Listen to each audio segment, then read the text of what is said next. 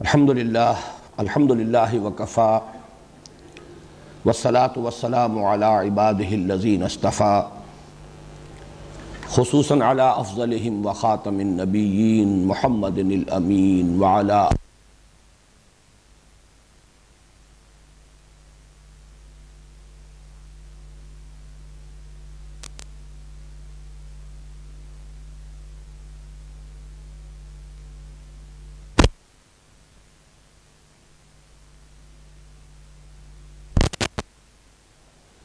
فَأَمَّا الَّذِينَ فِي قُلُوبِهِمْ زَيْغٌ فَيَتَّبِعُونَ مَا تَشَابَهَ مِنْهُ ابْتِغَاءَ الْفِتْنَةِ وَابْتِغَاءَ وَمَا يَعْلَمُ تَأْوِيلَهُ إِلَّا اللَّهُ وَالرَّاسِخُونَ فِي الْعِلْمِ يَقُولُونَ مِنْ عِنْدِ رَبِّنَا وَمَا يَذَّكَّرُ إِلَّا أُولُو الْأَلْبَابِ وَقَالَ عَزَّ وَجَلَّ کتاب انزلناہ الیک مبارک لیدبروا آیاتہ ولیتذکر اولو الالباب صدق اللہ العظیم رب اشرح لی صدری ویسر لی امری واحلل عقدۃ من لسانی یفقہوا قولی اللہم ربنا الہمنا رشدنا واعذنا من شرور انفسنا اللہم ارنا الحق حقا وارزقنا اتباعہ وارنا الباطل باطلا وارزقنا اجتنابہ اللہم ارحمنا بالقرآن العظیم واجعلہ لنا اماما ونورا وہدا ورحمہ اللہم ذکرنا منہ ما نسینا وعلمنا منہ ما جہلنا وارزقنا تلاوتہ آناء اللیل وآناء النہار وَاجْعَلْهُ لَنَا حُجَّةً يَا رَبَّ الْعَالَمِينَ آمین۔ تعارف قرآن کے ضمن میں گزشتہ ہفتے 2 نشستوں میں ہم نے 10 عنوانات کے تحت کچھ بنیادی باتوں پر غور کیا۔ اس کا ایک اجمالی جائزہ پھر پیش کر رہا ہوں۔ پہلا عنوان تھا قرآن حکیم کے بارے میں ہمارا اجمالی عقیدہ۔ اس کے ضمن میں ایک بات کا اضافہ کرنا چاہ رہا ہوں کہ عقیدے کا لفظ قرآن اور حدیث کا نہیں ہے۔ یہ من جملہ ان اصطلاحات کے ہے کہ جو بعد میں وضع ہوئی ہیں۔ عقیدہ عقدہ سے بنا ہے، گرہ، اور اس کا صحیح ترجمہ انگریزی میں ہوگا ڈاگما۔ وہ شے جو کوئی انسان مانتا ہے، بلا دلیل مانتا ہے، بلا برہان مانتا ہے۔ واقعہ یہ ہے کہ یہ لفظ اپنی اصل کے اعتبار سے دین اسلام کے ساتھ اور اس کی جو فکری اساس ہے ایمان، اس کے ساتھ مناسبت نہیں رکھتا۔ البتہ عوام الناس کے لیے یہی لفظ ہے کہ جو مستعمل ہے، اور عوام کے ضمن میں یہ بات بھی درست ہے کہ وہ کچھ باتیں مانتے ہیں اور ضروری نہیں کہ اس کے لیے ان کے پاس کوئی دلائل بھی ہو، کوئی استدلال بھی موجود ہو۔ بہرحال یہ لفظ اجمالی عقیدہ میں نے استعمال کیا تھا قرآن حکیم کے بارے میں 3 جو بنیادی باتیں ہیں ان کے ضمن میں۔ نمبر 1 یہ اللہ کا کلام ہے، نمبر 2 یہ محمد الرسول اللہ صلی اللہ علیہ وسلم پر نازل ہوا، اور نمبر 3 یہ من و عن کل کا کل محفوظ ہے۔ پھر ہم نے انہی 3 چیزوں پر ذرا تفصیل میں اور کسی قدر گہرائی میں اتر کر غور کیا۔ چنانچہ اگلے 3 عنوانات یہ تھے: قرآن کا کلام الہی ہونا، اس کے ضمن میں ہم نے کچھ گفتگو کی۔ کلام الہی کی انسانوں کے ساتھ جب اللہ کلام فرماتا ہے تو کتنی صورتیں ہیں۔ پھر یہ کہ یہ کلام الہی اللہ کی صفت ہے، قدیم ہے۔ کلام الہی انسانی ہدایت کے لیے متشکل ہوا حروف و اصوات کی صورت اختیار کر کے، حالانکہ کلام اللہ کی صفت ہے اور وہ ہر قسم کی حروف و اصوات اور ظاہری شکلوں سے مبرہ اور منزہ ہے۔ پھر یہ کہ وہ اصل کلام الہی وہ تو لوح محفوظ میں ہے، ام الکتاب میں ہے، کتاب مکنون میں ہے۔ یہ گویا کہ حضور صلی اللہ علیہ وسلم پر نازل ہوا، اور یہ اس کی مصدقہ نقول ہیں جو ہمیں اللہ تعالیٰ کے فضل و کرم سے حاصل ہے۔ اگلا عنوان تھا حضور پر اس کا نزول، اس میں پھر نزول، انزال، تنزیل، ان تین مصدروں میں فرق کیا ہے؟ قرآن مجید کے لیے انزال بھی آیا ہے اور تنزیل بھی آیا ہے، ان میں کیا فرق ہے؟ قرآن مجید کا لیلۃ المبارکہ اور لیلۃ القدر میں نازل ہونا، اس کا مفہوم کیا ہے؟ حضور پر 23 برس میں اس کا نزول، اس کا مفہوم کیا ہے؟ سابقہ کتابوں سے تقابل کریں تو سابقہ کتابوں کی تنزیل یا نزول اور قرآن کے نزول اور تنزیل میں کیا فرق ہے؟ اس پر ہم نے ذرا تفصیلاً غور کیا، اور اس کے ساتھ ساتھ یہ بھی کہ اس کا زمانہ نزول کیا ہے اور علاقہ نزول کیا ہے، تاکہ ٹائم اینڈ سپیس کمپلیکس میں ہمارے ذہن میں خاکہ جم جائے کہ یہ کب اور کہاں نازل ہوا۔ پھر چوتھی بحث تھی محفوظیت قرآن، اس کے ضمن میں اب میں کوئی مزید تفصیل میں نہیں جانا چاہتا۔ پانچویں بحث تھی قرآن کی زبان، یہ قریش اور حجاز کے بادیہ نشینوں کی زبان، اس میں قرآن حکیم نازل ہوا ہے۔ دوسرے قبائل، دوسرے علاقوں کی جو زبانیں تھیں اس کے بھی کچھ الفاظ مستعمل ہیں، لیکن اکثر و بیشتر یہ حجاز کے بادیہ نشینوں کی زبان میں نازل ہوا۔ پھر یہ کہ کچھ الفاظ ایسے بھی ہیں گنتی کے جو معرب ہیں دوسری زبانوں سے، غیر عربی زبانوں سے، وہ عربی میں منتقل ہوئے ہیں اور وہ بھی قرآن حکیم میں مستعمل ہیں، لیکن وہ بھی شاذ ہیں۔ فصاحت اور بلاغت کی یہ معراج ہے، اس میں ایک ملکوتی غنا بھی ہے، ڈیوائن میوزک، اور ایک اہم بات یہ کہ خود عربی زبان پر قرآن حکیم کا ایک بہت بڑا احسان ہے۔ اس عربی زبان کے اندر ایک دوام اور تسلسل قرآن حکیم کی وجہ سے اور اس کے ذریعے سے پیدا ہوا ہے، ورنہ 1400 برس میں زبانیں جو ہیں دنیا کی دوسری زبانیں کہیں سے کہیں پہنچ جاتی ہیں، بدل جاتی ہیں، محاورے تبدیل ہو جاتے ہیں، اسلوب بدل جاتے ہیں، لیکن جو فصیح عربی ہے وہ پوری دنیا میں جہاں بھی عربی ہے، پورے عرب دنیا میں فصیح عربی وہی ہے جو قرآن کی ہے۔ کولوکیل لینگویجز بے شمار ہیں، بہت مختلف ہیں، لہجے مختلف ہیں، علاقائی بولیاں مختلف ہیں، وہ بھی سب عربی ہی کہلاتی ہیں، لیکن وہ عربی مبین، وہ فصیح عربی ہے آج بھی، تصنیف و تالیف کی عربی وہی ہے، اور اہل علم کے مابین جب تبادلہ خیالات ہوتا ہے تو اس کا میڈیم یہی عربی بنتی ہے، گویا کہ اس عربی کو دوام اور تسلسل حاصل ہوا اس قرآن حکیم کی بدولت۔ چھٹی بحث تھی قرآن حکیم کے اسماء اور اس کی صفات، اس کے ضمن میں جو اہم ترین نام ہیں القرآن، الکتاب، الذکر، الہدیٰ، النور، الفرقان، یہ اس کے ناموں میں سے، باقی یہ کہ صفات اس کی بہت ہیں، جیسا کہ میں نے عرض کیا 55 نام ہیں جو جلال الدین سیوطی رحمہ اللہ نے مختلف صفات کے حوالے سے قرآن حکیم کے معین کیے ہیں، اور اپنی بہت ہی مشہور و معروف ان کی جو تصنیف ہے اس میں ان کو انہوں نے جمع کر دیا ہے۔ البتہ اس کے اسم علم کی حیثیت القرآن کو حاصل ہے، اس کے بارے میں قدر تفصیل سے ہم نے غور کیا۔ یہ القرآن، اس کا اصل مادہ کیا ہے؟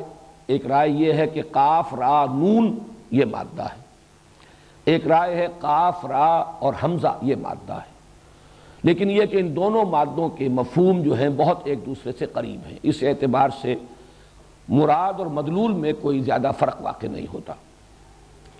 اگلی بحث تھی ساتویں اسلوب کلام، یہ شاعری نہیں ہے جس کی شدت سے نفی کی گئی، اگرچہ میں نے عرض کر چکا ہوں کہ جو جدید تصور ہے بلینک ورس کا، آزاد نظم کا، کہا جا سکتا ہے، یوں ہم نہیں کہیں گے کہ قرآن مجید کو ان سے مشابہت حاصل ہے، یوں کہیں گے کہ اس کو، ان بلینک ورس کو اور آزاد نظم کو کچھ قرآن حکیم سے مشابہت حاصل ہے۔ باقی یہ کتاب مجموعہ مقالات نہیں، یہ عام جو ہمارا دنیاوی تصور ہے کتاب کا کہ اس میں چیپٹرز ہوں اور مضامین منقسم ہوں، اس کا بھی اطلاق اس پر نہیں ہو سکتا۔ عام اسلوب خطبے کا ہے، تو میں نے عرض کیا تھا کہ اس کے لیے اگر اصطلاح ہمیں وضع کرنی ہی ہو تو ایک کلیکشن آف ڈیوائن اوریشنز، مجموعہ خطبات الہیہ۔ پھر اگلی بحث تھی 8ویں ترکیب و تقسیم، اس کی اکائی کیا ہے؟ آیت، آیت کے معنی کیا ہیں، آیتیں کتنی ہیں، آیتیں مل کر سورتیں بنتی ہیں۔ سورت کے معنی کیا ہے، سورتوں کی تعداد کیا ہے؟ اس سے آگے سورتیں دور صحابہ میں صرف منزلوں یا احزاب کی شکل میں جمع تھیں، اس کے علاوہ کوئی اصطلاح جو ہے دور نبوی میں اور دور صحابہ میں موجود نہیں تھی۔ تقسیم اب شروع ہوئی، بڑی صورتوں کو رکوعوں میں تقسیم کیا گیا تاکہ ایک رکعت میں نماز میں آسانی سے جو حصہ پڑھا جا سکے اور اس میں معنوی ربط نہ ٹوٹے، اور یہ تقسیم چونکہ تابعین کے دور میں ہو گئی لہذا بہت ہی منطقی ہے، اصولی ہے، عقلی ہے اور مضمون کے اعتبار سے محکم ہے۔ البتہ جو پاروں میں تقسیم ہوئی ہے وہ زمانہ مابعد میں ہوئی ہے اور اس کی کوئی بنیاد نہیں ہے۔ حال ہی میں سعودی عرب نے جو بڑے پیمانے پر مصحف شائع کیے اور تقسیم کیے، اس میں انہوں نے احزاب میں تقسیم کیا پاروں کو، کچھ پاروں میں رد و بدل بھی کیا ہے ان کے آغاز اور اختتام میں کہیں کہیں، لیکن یہ کہ ان کو پھر تقسیم کیا 8 حصوں میں اور رکوعوں کی تقسیم انہوں نے ختم کر دی۔ میری ذاتی رائے یہ ہے کہ رکوعوں کی وہ تقسیم جو قدیم ہے وہ کہیں بہتر ہے احزاب کی اس تقسیم سے کہ جو سعودی عرب کے شائع شدہ مصاحف میں آج موجود ہے۔ ان میں معنوی ربط نہیں ہے، اس میں تو وہی ہے جیسے پارے برابر برابر 30 تقسیم کیے گئے، اسی برابر برابر 8 حصے کر دیے گئے اس پارے کے، جبکہ رکوعوں کا آپ کو معلوم ہے کسی پارے کے اندر 16 رکوع ہے، کسی میں 18 ہے، کسی میں کم ہے، کسی میں زیادہ ہے، کیونکہ وہاں پر تقسیم جو ہے معنوی ہے، وہ یقیناً بہتر تقسیم ہے۔ اس سے آگے کا معاملہ ہے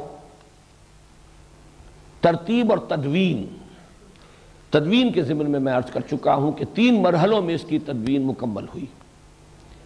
ایک مرحلہ حضور صلی اللہ علیہ وسلم کی حیات طیبہ میں مکمل ہو گیا، لیکن وہ کتابی شکل میں قرآن جمع نہیں ہوا تھا، سینوں میں ترتیب کے ساتھ مدون ہو گیا، حفاظ کے سینوں میں محفوظ تھا۔ حضور صلی اللہ علیہ وسلم نے اسی ترتیب سے قرآن پڑھایا صحابہ کو اور قرآن یاد کیا صحابہ کرام نے رضوان اللہ تعالی علیہ مجمعین۔ حضرت ابوبکر کے زمانے میں گویا کہ حضور کے انتقال کے لگ بھگ 2 سال کے اندر وہ کتابی شکل میں بھی جمع ہو گیا۔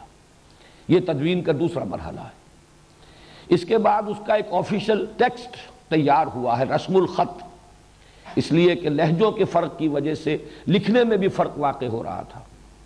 تو حضرت عثمان رضی اللہ تعالی عنہ کے عہد خلافت میں پھر اس کا ایک بورڈ بنا کر باقاعدہ حفاظ کا اور جو ماہرین قرآن تھے صحابہ کرام میں سے جو زیادہ قرآن مجید سے واقف تھے، پھر یہ کہ اس کا ایک آفیشل ٹیکسٹ تیار کر دیا گیا، اسے کہا جاتا ہے مصحف عثمان رضی اللہ تعالی عنہ۔ ویسے مصحف کا لفظ حضرت ابوبکر رضی اللہ تعالیٰ عنہ کے عہد خلافت میں بھی یہ استعمال ہونے لگا تھا۔ جب اس کو جلد کی صورت میں ایک کتاب کی شکل میں مرتب کیا گیا تو سوال پیدا ہوا کہ اسے کیا کہیں، تو مختلف تجویزیں سامنے آئیں، لیکن اس میں جسے شرف قبول حاصل ہوا وہ مصحف ہے۔ تو مصحف تو مرتب ہو گیا ہے حضرت ابوبکر کے زمانے میں رضی اللہ تعالیٰ عنہ، البتہ اس کا ایک معین رسم الخط، جس کے لیے میں نے الفاظ استعمال کیے تھے کہ حضرت عثمان کو اگر ہم کہیں جامع آیات القرآن تو یہ بہت مس لیڈنگ بات ہے، اس سے بڑے مغالطے پیدا ہوتے ہیں۔ البتہ یہ کہ جامع الامت علی رسم واحد، قرآن کے ایک رسم الخط پر پوری امت کو جمع کرنے والے یہ ہیں حضرت عثمان رضی اللہ تعالیٰ عنہ۔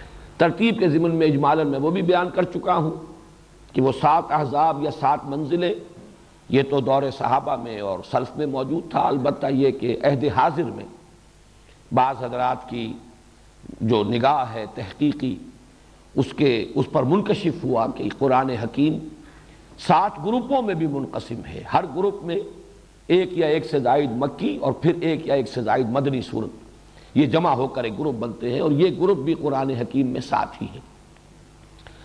آخری اور 10واں موضوع تھا جو پچھلی مرتبہ اتوار کے روز جس پر کہ ہماری گفتگو ختم ہوئی، قرآن کا موضوع۔ میں نے عرض کیا تھا کہ قرآن حکیم کا موضوع ہے ہدایت، اور اسی کے حوالے سے میں نے گفتگو کی تھی علم انسانی کے مختلف دائرے اور مختلف اس کی قسمیں۔ ایک صاحب نے بعد میں سوال جواب کی نشست میں یہ فرمایا تھا کہ کسی نے یہ کہا ہے کہ قرآن کا موضوع ہے انسان، تو واقعہ یہ ہے کہ جو بات میں نے عرض کی اور جو انہوں نے کہی اس میں کوئی فرق نہیں ہے. یقیناً انسان ہی کی ہدایت قرآن کا موضوع ہے. البتہ اگر ہم یہ کہیں گے کہ قرآن کا موضوع ہے انسان، تو انسان کی اناٹمی بھی ایک موضوع ہے، انسان کی فزیولوجی بھی ایک موضوع ہے، انسان کی جسمانی ساخت، انسان کا علم و وظائف الاعضاء، مختلف اعضاء کا علم، یہ قرآن کے موضوعات نہیں ہے. انسان کے لیے ہدایت، الہدا، یہ گویا کہ، اور اسی کے حوالے سے العلم، النور، الذکر، الفرقان، فرق کر دینے والا حق و باطل کے مابین. النور، وہ روشنی کہ جس میں انسان راستہ دیکھ سکتا ہے. اندھیرا ہو تو اسے راستہ نظر نہیں آئے گا، ٹھوکر کھائے گا. نور در حقیقت انسان کے لیے صحیح راستے پر چلنے کے لیے اسے ضرورت ہے روشنی کی.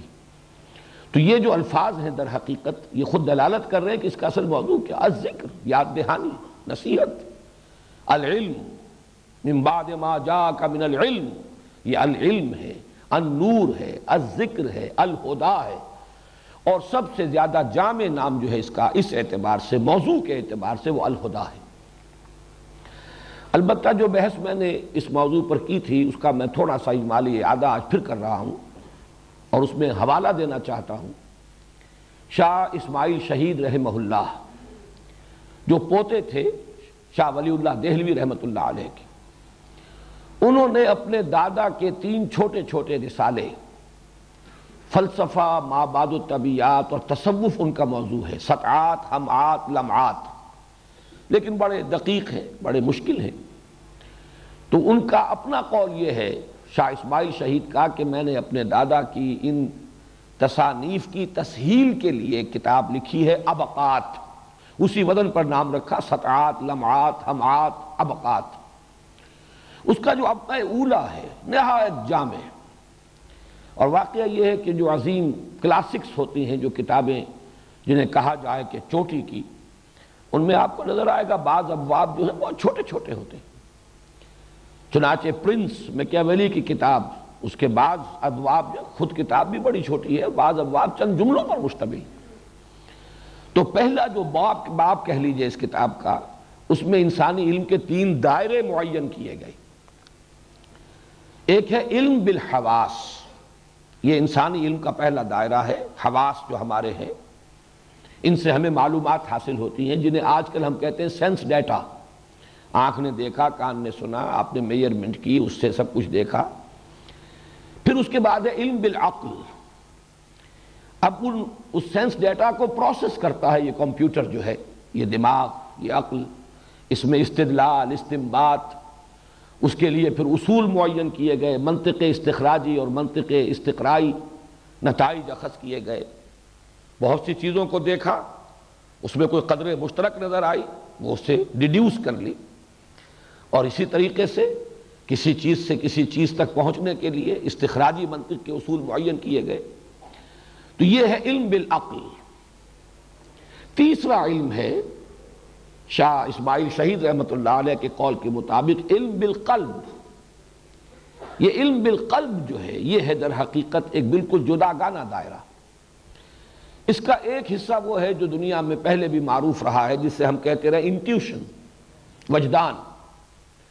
آج اس کے لیے ایک اور اصطلاح مستعمل ہے، ایکسٹرا سینسری پرسیپشن، جس میں کہ حواس کو کوئی دخل نہیں ہے. ظاہر بات ہے کہ عقل جو ہے اس کو، وہ تو محتاج ہے کہ حواس کے ذریعے سے جو معلومات اسے حاصل ہوں گی، جو سینس ڈیٹا اس کو ملے گا، وہ اسی کو پروسیس کرے گی.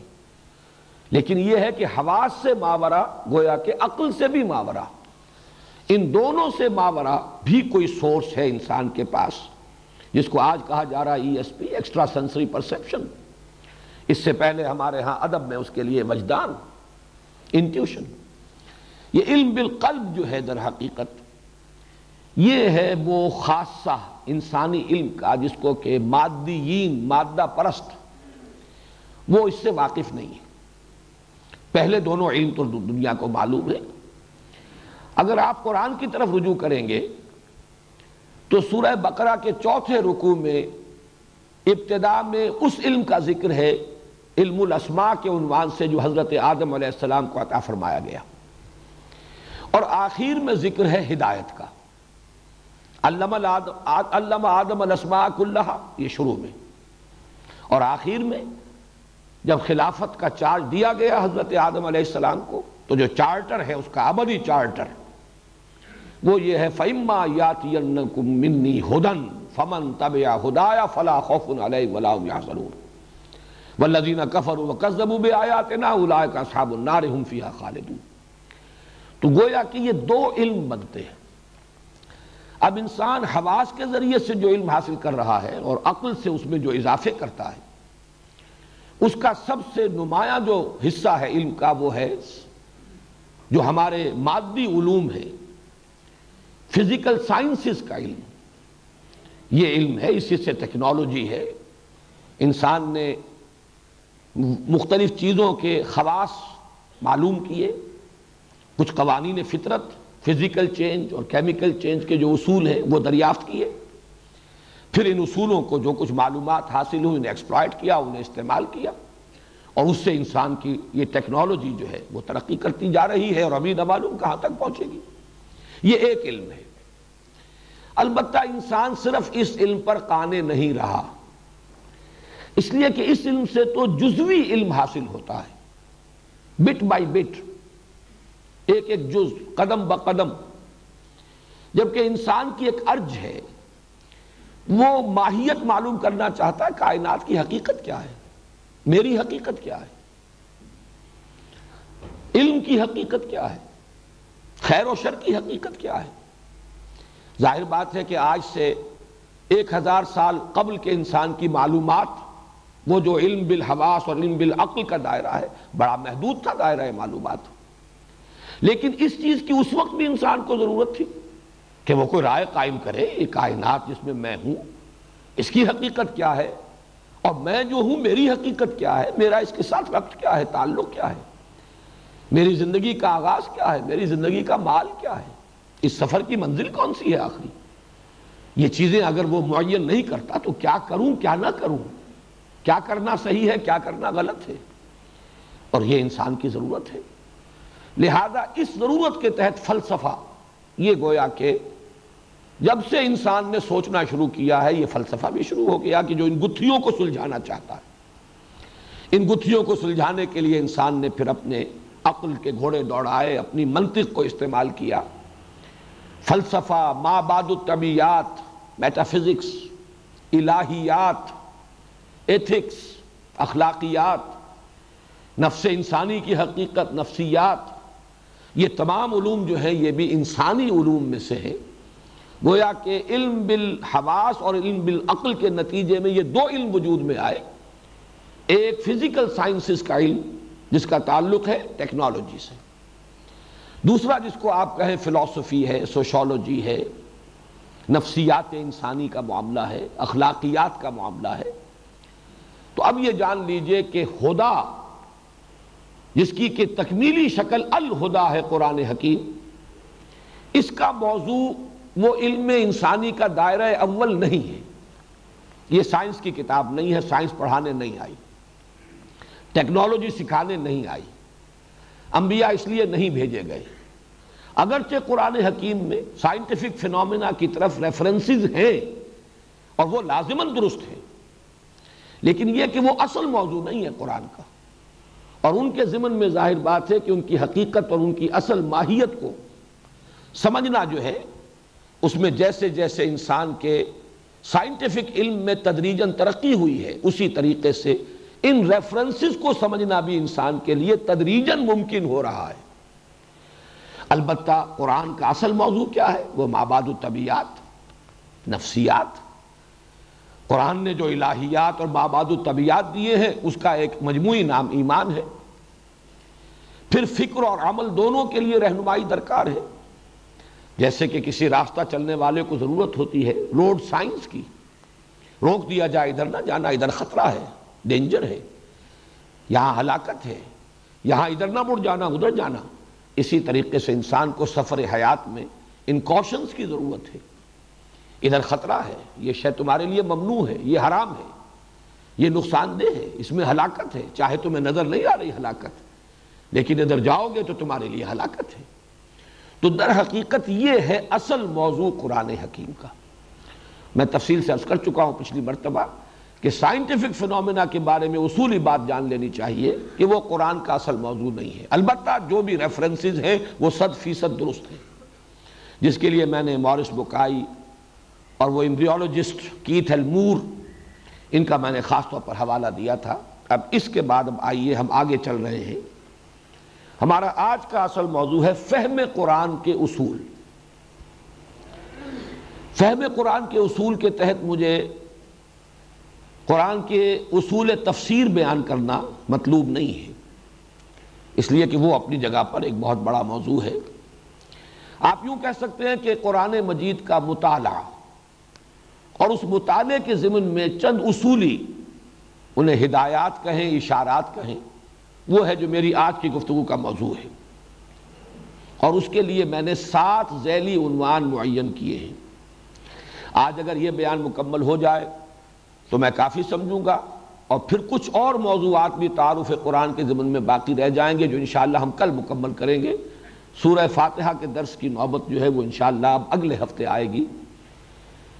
سب سے پہلے یہ کہ قرآن مجید کا اسلوب استدلال کیا ہے۔ قرآن کے ہر طالب علم کو یہ جاننا چاہیے کہ قرآن کا اسلوب استدلال، اگرچہ فلسفہ اس کا موضوع ہے، لیکن اس کا اسلوب استدلال منطقی نہیں ہے، اس لیے کہ جس فلسفے سے انسان واقف ہے اس کی بنیاد منطق ہے۔ یہ تو کہا جا سکتا ہے کہ پہلے استخراجی منطق تھی، کل کی کل ڈیڈکٹیو لاجک، اب جو ہے انڈکشن بھی ہے، انڈکٹیو لاجک بھی ہے، استقراء بھی ہے، لیکن قرآن حکیم سے اگر کچھ مناسبت ہے تو استقراء کو تو ہے، انڈکشن کو تو ہے۔ وہ جو جس سے کہ ہمارے فلاسفہ اور متکلمین جس سے اعتناء کرتے رہے ہیں، ڈیڈکٹیو لاجک، استخراجی منطق، قرآن مجید نے اس کو سرے سے اختیار نہیں کیا، بلکہ واقعہ یہ ہے کہ بہت ہی ایک طرح سے کہا جا سکتا ہے کہ زیادتی بھی ہوئی، اگرچہ وہ ایک دور کا ایک تقاضا تھا، اس کو پورا کرنے کی ہمارے متکلمین نے کوشش کی، لیکن اس سے واقعہ یہ ہے کہ کوئی زیادہ فائدہ نہیں پہنچ پایا۔ ایمانی حقائق کو جب استخراجی منطق کے ذریعے سے ثابت کرنے کی کوشش کی گئی تو یقین کم اور شک زیادہ پیدا ہوا۔ اس ضمن میں کانٹ کی بات آخری ہے، علامہ اقبال نے بھی اپنے خطبات کا آغاز اسی کے حوالے سے کیا کہ اس نے ثابت کر دیا اور حتمی طور پر ثابت کر دیا کہ کسی منطقی دلیل سے خدا کا وجود ثابت نہیں کیا جا سکتا۔ منطق میں آپ ایک دلیل لائیں گے اللہ کی ہستی کے لیے، اس بات کے لیے، دوسری دلیل منطق کی اسے کاٹ دے گی، منطق کو کاٹ دیتی۔ لہذا قرآن کا اسلوب جو ہے، اگرچہ اس نے کہیں کہیں منطق کو بھی استعمال کیا ہے، لیکن وہ بھی منطقی اصطلاحات میں نہیں۔ قرآن مجید کا اسلوب استدلال ہے فطری۔ اس سے مراد کیا ہے؟ اس فطری استدلال کے لیے ایک اور لفظ بھی میں استعمال کر رہا ہوں، خطابی انداز، جس کو بعض فلاسفہ اور اہل منطق جو ہے استحقاراً یہ لفظ استعمال کرتے ہیں، خطابی دلیل ہے۔ یہ خطابی دلیل در حقیقت کسے کہتے ہیں؟ جیسے کہ میں نے عرض کیا تھا کہ ایک خطیب ہے، خطیب جب خطبہ دیتا ہے تو جہاں وہ عقلی دلائل دیتا ہے وہاں جذبات سے بھی اپیل کرتا ہے۔ یہ جو اس کے اندر اس کے پروفاؤنڈنس پیدا ہوتی ہے خطبے میں، ایک لیکچر ہے، اس لیکچر میں زیادہ تر جو ہے دار و مدار اور انحصار ہوتا ہے منطق پر، دلیل پر، جو عقل کو قائل کر سکے۔ لیکن خطیب اگر شعلہ بیان خطیب ہے وہ انسان کے جذبات کو بھی اپیل کرتا ہے، اس کو کہا جاتا ہے خطابی دلیل۔ خطبے سے خطابی دلیل، یہ لفظی جو مناسبت ہے وہ بھی ذہن میں رکھ لیجئے۔ تو واقعہ یہ ہے کہ یہ خطابی انداز اور خطابی استدلال قرآن حکیم نے استعمال کیا ہے، لیکن اس کی اصل بنیاد کیا ہے؟ کہ انسان کی جو فطرت ہے، جو بیسک نیچر ہے، اس میں کچھ حقائق موجود ہیں، ان حقائق کو ابھارنا مقصود ہے۔ انسان کو آمادہ کیا جائے کہ ذرا اپنے من میں ڈوب کر پا جا سراغ زندگی۔ یہ عقل اور منطق جو ہے بڑا اس کا دائرہ محدود ہے، تنگ ہے، اپنے اندر جھانکو، اپنے من میں ڈوب کر پا جا سراغ زندگی۔ تو انسان کے اندر صرف عقل ہی نہیں ہے، کچھ اور بھی ہے۔ غافل تو نرا صاحب ادراک نہیں ہے نور تجلی بھی اسی خاک میں پنہاں، کوئی اور شے بھی ہے، اس شے کو اپیل کرنا تاکہ انسان فطرت کی بنیاد پر اپنے اندر جھانکے اور محسوس کرے کہ ہاں یہ ہے، چاہے دلیل اس کے لیے کوئی منطقی دلیل پیش نہ کی جا سکتی ہو۔ یہ ہے در حقیقت قرآن کا فطری طرز استدلال۔ جیسے کہ کسی کی آنکھوں میں آنکھیں ڈال کر اس سے کوئی بات جو ہے وہ کہہ رہا ہے کچھ اور، لیکن اسے توجہ دلائی جائے، ذرا غور کرو، ذرا سوچو، اپنے اندر جھانکو۔ میں اس کی ایک مثال دے رہا ہوں، جیسے سورہ ابراہیم کی آیت نمبر 10 میں فرمایا گیا اَفِي اللَّهِ شَكٌّ فَاطِرِ السَّمَاوَاتِ وَالْأَرْضِ، کیا اللہ کی ہستی میں کوئی شک ہے جو آسمانوں اور زمین کا پیدا کرنے والا ہے؟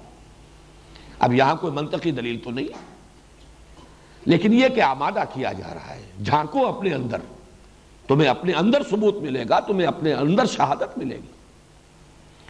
اسی طریقے سے جیسے آنکھوں میں آنکھیں ڈال کر بات کی جاتی، اَإِنَّكُمْ لَتَشْهَدُونَ أَنَّ مَعَ اللَّهِ آلِهَةً أُخْرَىٰ قُل لَّا أَشْهَدُ، کیا تم واقعی اس بات کی گواہی دے رہے ہو کہ اللہ کے سوا کوئی اور الہ بھی ہے؟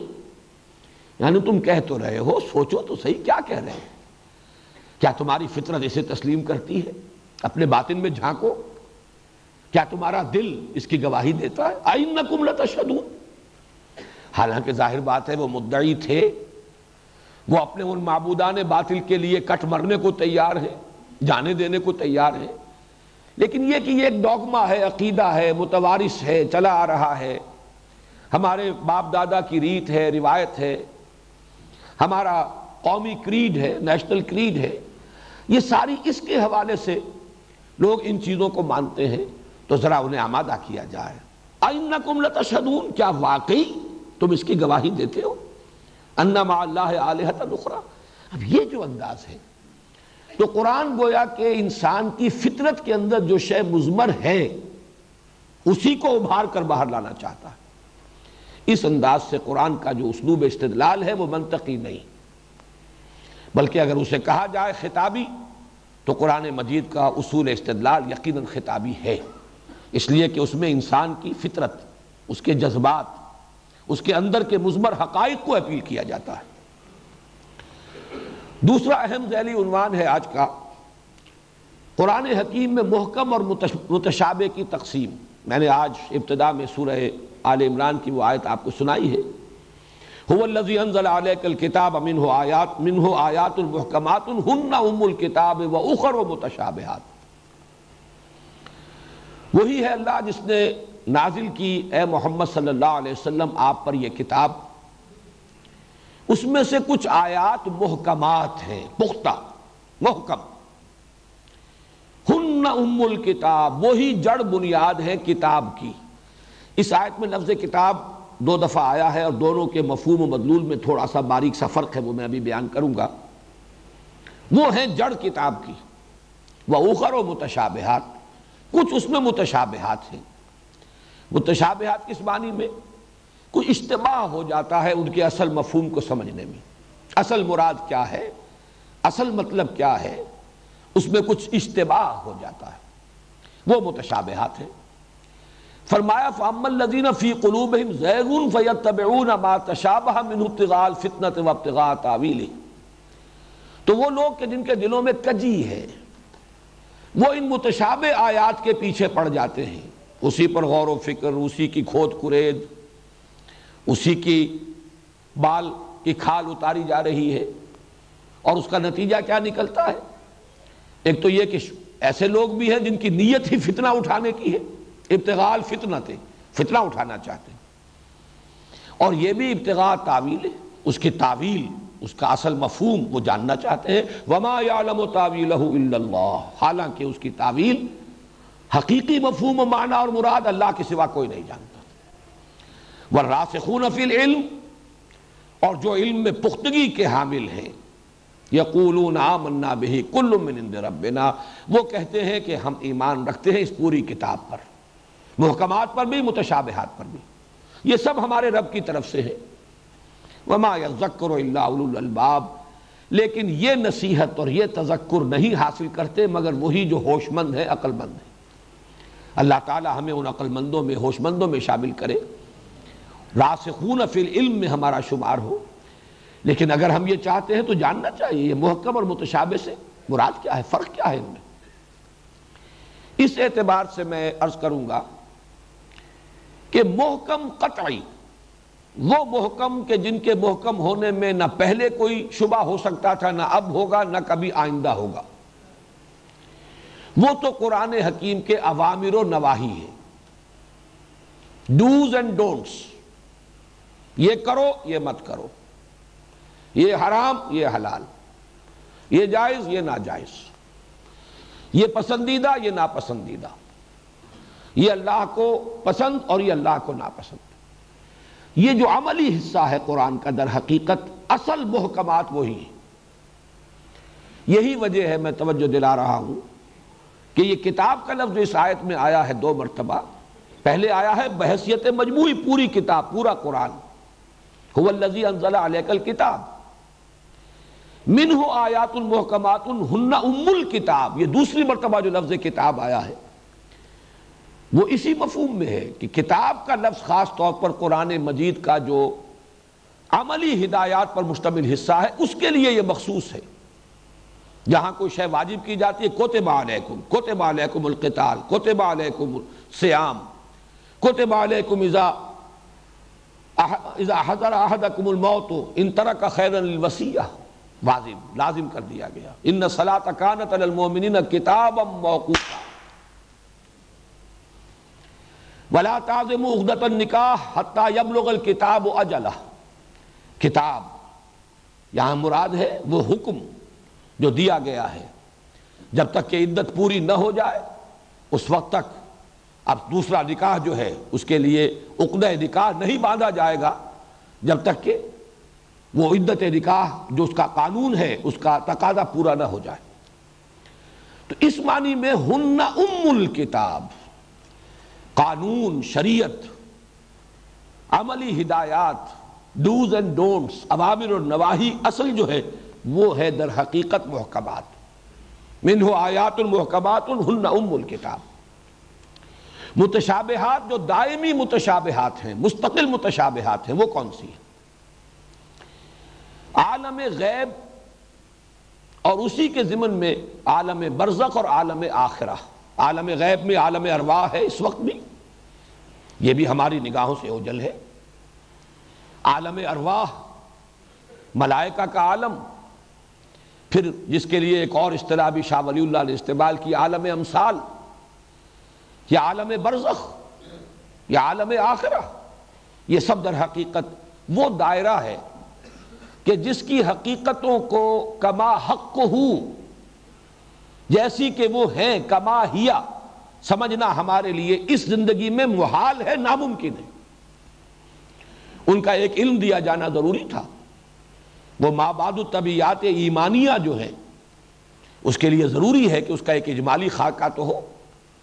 مرنا ہے، مرنے کے فوراً بعد عالم برزخ میں یہ کچھ ہونا ہے، پھر بعث بعد الموت ہے، حشر و نشر ہے، پھر حساب کتاب ہے، جنت ہے، دوزخ ہے، اس کی حقیقتوں کا ایک اجمالی علم نہ ہو تو ہماری جو بنیادی ضرورت ہے، انسان کو جو فلسفہ چاہیے، جو ورلڈ ویو چاہیے، جو ویلٹن شوؤن چاہیے، وہ تو اس کو فراہم نہیں ہوگا۔ تو دینا بھی ضروری ہے، لیکن ان کی اصل حقیقتوں تک، ان کی کنہ تک رسائی اس دنیا میں رہتے ہوئے اس زندگی میں ہمارے لیے ممکن نہیں۔ لہذا ان کا جو علم دیا گیا ہے وہ آیات متشابہات ہیں، اور وہ دائماً رہیں گی۔ وہ تو جب اس عالم میں آنکھ کھلے گی تب اصل حقیقت معلوم ہوگی، یہاں معلوم ہو ہی نہیں سکتی۔ البتہ ایک دوسرا دائرہ ہے متشابہات کا جو تدریجاً متشابہ سے محکم کی طرف آ رہا ہے۔ یہ میں چاہتا ہوں، چونکہ میں نے آج پھر اسی لیے تفصیل سے وہ قرآن کے موضوع پر دوبارہ وہ ساری باتیں جو ہیں دہرائیں، وہ دائرہ کہ جو فزیکل فینومینا سے متعلق ہے۔ آج سے 1000 سال پہلے اس کا دائرہ بہت وسیع تھا، آج اس کا دائرہ کچھ محدود ہوا ہے، کم ہوا ہے۔ اب بھی بہت سے حقائق ہیں جنہیں ہم نہیں جان سکتے۔ 7 آسمانوں کی کیا حقیقت ہے آج تک ہمیں معلوم نہیں۔ ہو سکتا ہے کچھ اور آگے چل کر ہمارا یہ فزیکل سائنسز کا علم اس حد تک پہنچ جائے کہ آنکھ کھل جائے کہ ٹھیک ہے، یہ ہے وہ بات جو قرآن نے کہی تھی 7 آسمانوں کے ضمن میں۔ لیکن اس وقت یہ ہمارے لیے متشابہات میں سے ہے۔ لیکن یہ کہ اس سے پہلے ایک آیت کل فی فلک یسبحون، ہر شے تیر رہی ہے، ہر شے حرکت میں ہے۔ اب اس کو انسان نہیں سمجھ سکتا تھا، لیکن یہ کہ آج یہ حقیقت محکم ہو کر سامنے آ چکی ہے۔ آپ ذرے کا دل چیریں گے، وہ لہو خورشید کا ٹپکے اگر ذرے کا دل چیرے، اگر آپ سولر سسٹم کو لیں تو ہر چیز حرکت میں ہے، گلیکسی کو دیکھیں تو وہ ہر شے حرکت میں ہے، گلیکسیز ایک دوسرے سے بھاگ رہی ہیں، فاصلہ بڑھتا چلا جا رہا ہے، حرکت میں ہے۔ ذرے میں آئی ہے تو وہ نیوٹرونز اور الیکٹرونز اور پروٹونز حرکت میں، ہر شے حرکت میں۔ تو گویا کہ وہ بات کل فی فلک یسبحون آج سے کچھ عرصے قبل وہ گویا کہ متشابہات کے دائرے میں تھی، آج وہ محکمات کے دائرے میں آ چکی۔ اور بہت سے وہ حقائق جو ابھی تک معلوم نہیں، جو سائنٹیفک حقائق ہیں، اس کے لیے جو ریفرنسز قرآن حکیم میں ہیں، وہ گویا آج کے اعتبار سے وہ متشابہات میں ہوں گی۔ لیکن یہ کہ تدریجاً جب یہ انسان کا وہ علم، سائنٹیفک علم، فزیکل سائنسز کا علم بڑھے گا تو گویا کہ رفتہ رفتہ وہ متشابہات کے دائرے سے نکل کر اور وہ محکمات کے دائرے میں آ جائیں گے۔ البتہ اصل محکم اوامر اور نواہی، اور وہی در حقیقت ہن ام الکتاب، ہدایت عملی تو اسی پر مشتمل ہے۔ سود حرام، چاہے تمہاری سمجھ میں آئے نہ آئے، حرام، وہ مضر ہے، وہ فساد ہے، تمہارے پورے نظام کو تلپٹ کر دینے والی شے ہے۔ تو اوامر و نواہی یہ ہے مستقل اور اصل محکمات، ہن ام الکتاب۔ متشابہات جو دائمی ہے، مستقل ہے، وہ عالم غیب، عالم برزخ اور عالم آخرہ کے حقائق، جو کہ وہیں جا کر وہاں پہنچ کر ہی اصل حقیقت ان کی منکشف ہوگی۔ لیکن یہ کہ درمیان میں وہ جو معاملات ہیں تدریجاً سائنسی حقائق جو ہیں جن کا انکشاف ہو رہا ہے تدریج کے ساتھ، تو گویا کہ وہ متشابہات کی فہرست سے نکل کر محکمات کے دائرے میں آ رہے ہیں۔ تیسرا عنوان ہے تفسیر اور تعویل کا فرق۔ یہ 2 الفاظ ہیں۔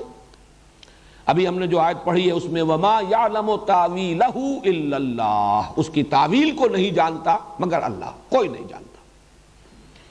تفسیر کا لفظ بھی قرآن مجید میں سورۃ الفرقان میں آیا ہے وَلَا يَأْتُونَكَ بِمَثَلٍ إِلَّا جِئْنَاكَ بِالْحَقِّ وَأَحْسَنَ تَفْسِيرًا، لیکن یہ تفسیر کا لفظ ایک ہی مرتبہ آیا ہے قرآن میں۔ تعویل کا لفظ جو ہے وہ 17 بار آیا ہے، اور اس کے کچھ اور بھی مفاہیم ہیں، کچھ اور چیزوں پر بھی اس کا اطلاق ہوا ہے قرآن کے علاوہ۔ ان میں فرق کیا ہے؟ عام طور پر یہ خیال ہے کہ تفسیر جو ہے زیادہ الفاظ، ان کا مادہ، کہاں سے مشتق ہیں، اب کس شکل میں ہے، کیا مفہوم ہے، زیادہ تر تفسیر کا تعلق اس سے ہے۔ ویسے تفسیر فا سین را کہا گیا ہے کہ یہ سین فا را، صفر جس سے بنا ہے، جس کا مفہوم روشنی بھی ہے، کتاب بھی ہے، تو یہ گویا کہ اسی کی مقلب شکل ہے، وہی حروف جو ہے ذرا آگے پیچھے ہو گئے، لفظ ایک ہی ہے، کھولنا کسی شے کا، کسی چیز کو روشن کر دینا۔ لیکن زیادہ تر یہ مفردات سے متعلق، الفاظ سے متعلق، اور تعویل جو ہے وہ بحیثیت مجموعی کلام کا اصل مدلول، اس سے مراد کیا ہے، اس سے اصل مقصود کیا ہے، اس کی اصل حقیقت کیا ہے۔ لہذا یہی لفظ جو ہے زیادہ مستعمل ہے قرآن کے لیے، اگرچہ ہمارے ہاں اردو داں لوگ زیادہ تر لفظ تفسیر استعمال کرتے ہیں، تفسیر فلاں کی، تفسیر فلاں کی، تفسیر فلاں کی، اس آیت کی تفسیر، اس لفظ کی تفسیر۔ لیکن زیادہ جو قرآن کی اصطلاح ہے اور حدیث میں بھی جو لفظ آیا ہے، اس لیے کہ حضور صلی اللہ علیہ وسلم کی دعا منقول ہے حضرت عبداللہ ابن عباس کے لیے رضی اللہ تعالی عنہما، اللہم فقہہ فی الدین وعلمہ التاویل، اے اللہ اس نوجوان کو دین کا فہم اور تفقہ عطا فرما اور تعویل کا علم عطا فرما۔ تعویل، اصل حقیقت کو پا لینا، کلام کے اصل مراد، اصل مطلوب، اصل مدلول، اصل مفہوم تک پہنچ جائے انسان۔ وہ مجھے مصرع یاد آیا، جو شے کی حقیقت کو نہ سمجھے وہ نظر کیا، تو تعویل اسے کہیں گے اس لیے کہ آلا یعولو کا مادہ عربی زبان میں آتا ہے کسی شے کی طرف لوٹنا. آل اسی لیے کہتے ہیں فلاں کی آل، یعنی وہ اپنی نسبت کرتے ہیں اس ہستی کی طرف. آل فرعون، اس کے معنی جو ہے فرعون کی اولاد نہیں ہے، فرعونی، فرعون والے، فرعون ہی کو اپنا مقتدی مانتے تھے، جو فرعون ہی کی اطاعت کرتے تھے، اس اعتبار سے وہ آل فرعون ہے. آلا یعولو لوٹنا کسی شے کی طرف، اسی معنی میں کسی عبارت کو اس کے اصل مفہوم کی طرف لوٹانا، یہ ہے تعویل. تو تفسیر اور تعویل کے مابین اس فرق کو ذہن میں رکھیے. اب چوتھا عنوان ہے جو اس سے متعلق ہے، تعویل عام اور تعویل خاص.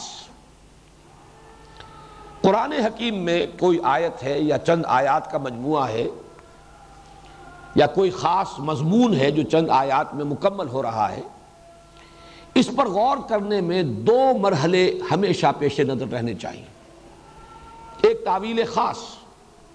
تعویل خاص سے مراد کیا ہے؟ جیسا کہ میں نے عرض کیا تھا اور آج بھی دہرایا ہے کہ قرآن حکیم نازل ہوا ایک خاص ٹائم اینڈ سپیس کمپلیکس میں، ایک خاص بیک گراؤنڈ ہے اس کا. زمانہ 610 عیسوی سے لے کر 632 عیسوی تک. علاقہ حجاز کا علاقہ. زیادہ سے زیادہ چند آیات کہی جا سکتی ہیں سفر تبوک میں آتے اور جاتے جو نازل ہوئی ہوں گی، انہیں کہہ سکتے ہیں کہ خارج از حجاز، ورنہ یہ کہ حضور صلی اللہ علیہ وسلم کی حیات طیبہ میں آپ کے جو اسفار ہیں وہ یہی ہے کہ قرآن کا اکثر و بیشتر حصہ تو مکی ہے، ہجرت سے قبل جو نازل ہوا مکے میں اور اس کے گرد و نواح میں نازل ہوا. باقی پھر مدینہ منورہ میں یا کبھی آپ خیبر کی طرف جا رہے ہیں جاتے آتے جو آیات نازل ہو گئی. تو بہرحال ایک خاص ٹائم اینڈ سپیس ہے کمپلیکس، اس میں قرآن نازل ہوا. اور ظاہر بات ہے کہ اس علاقے میں جو لوگ آباد تھے ان کے عقائد کیا تھے، ان کے نظریات کیا تھے، ان کی معاشرت کیا تھی، ان کی ذہنی سطح کیا تھی، یہ اگر ملحوظ نہ رکھی جاتی یہ تمام چیزیں تو ان تک ابلاغ ہو ہی نہیں سکتا تھا. اگر انہیں فلسفہ پڑھانا شروع کر دیا جاتا، جبکہ وہ غیر فلسفی قوم تھے، وہ تو امی تھے، پڑھے لکھے لوگ بھی نہیں تھے، اگر انہیں سائنس پڑھانی شروع کر دی جاتی تو ظاہر بات ہے وہ باتیں ان کے سروں کے اوپر سے گزر جاتی. وہ تو ان کے وجود میں پیوست ہو گئی آیات قرآن کی. وہ اس لیے کہ کوئی بیریئر نہیں تھا، ڈائریکٹ کمیونیکیشن، از دل خیزت بر دل ریزت.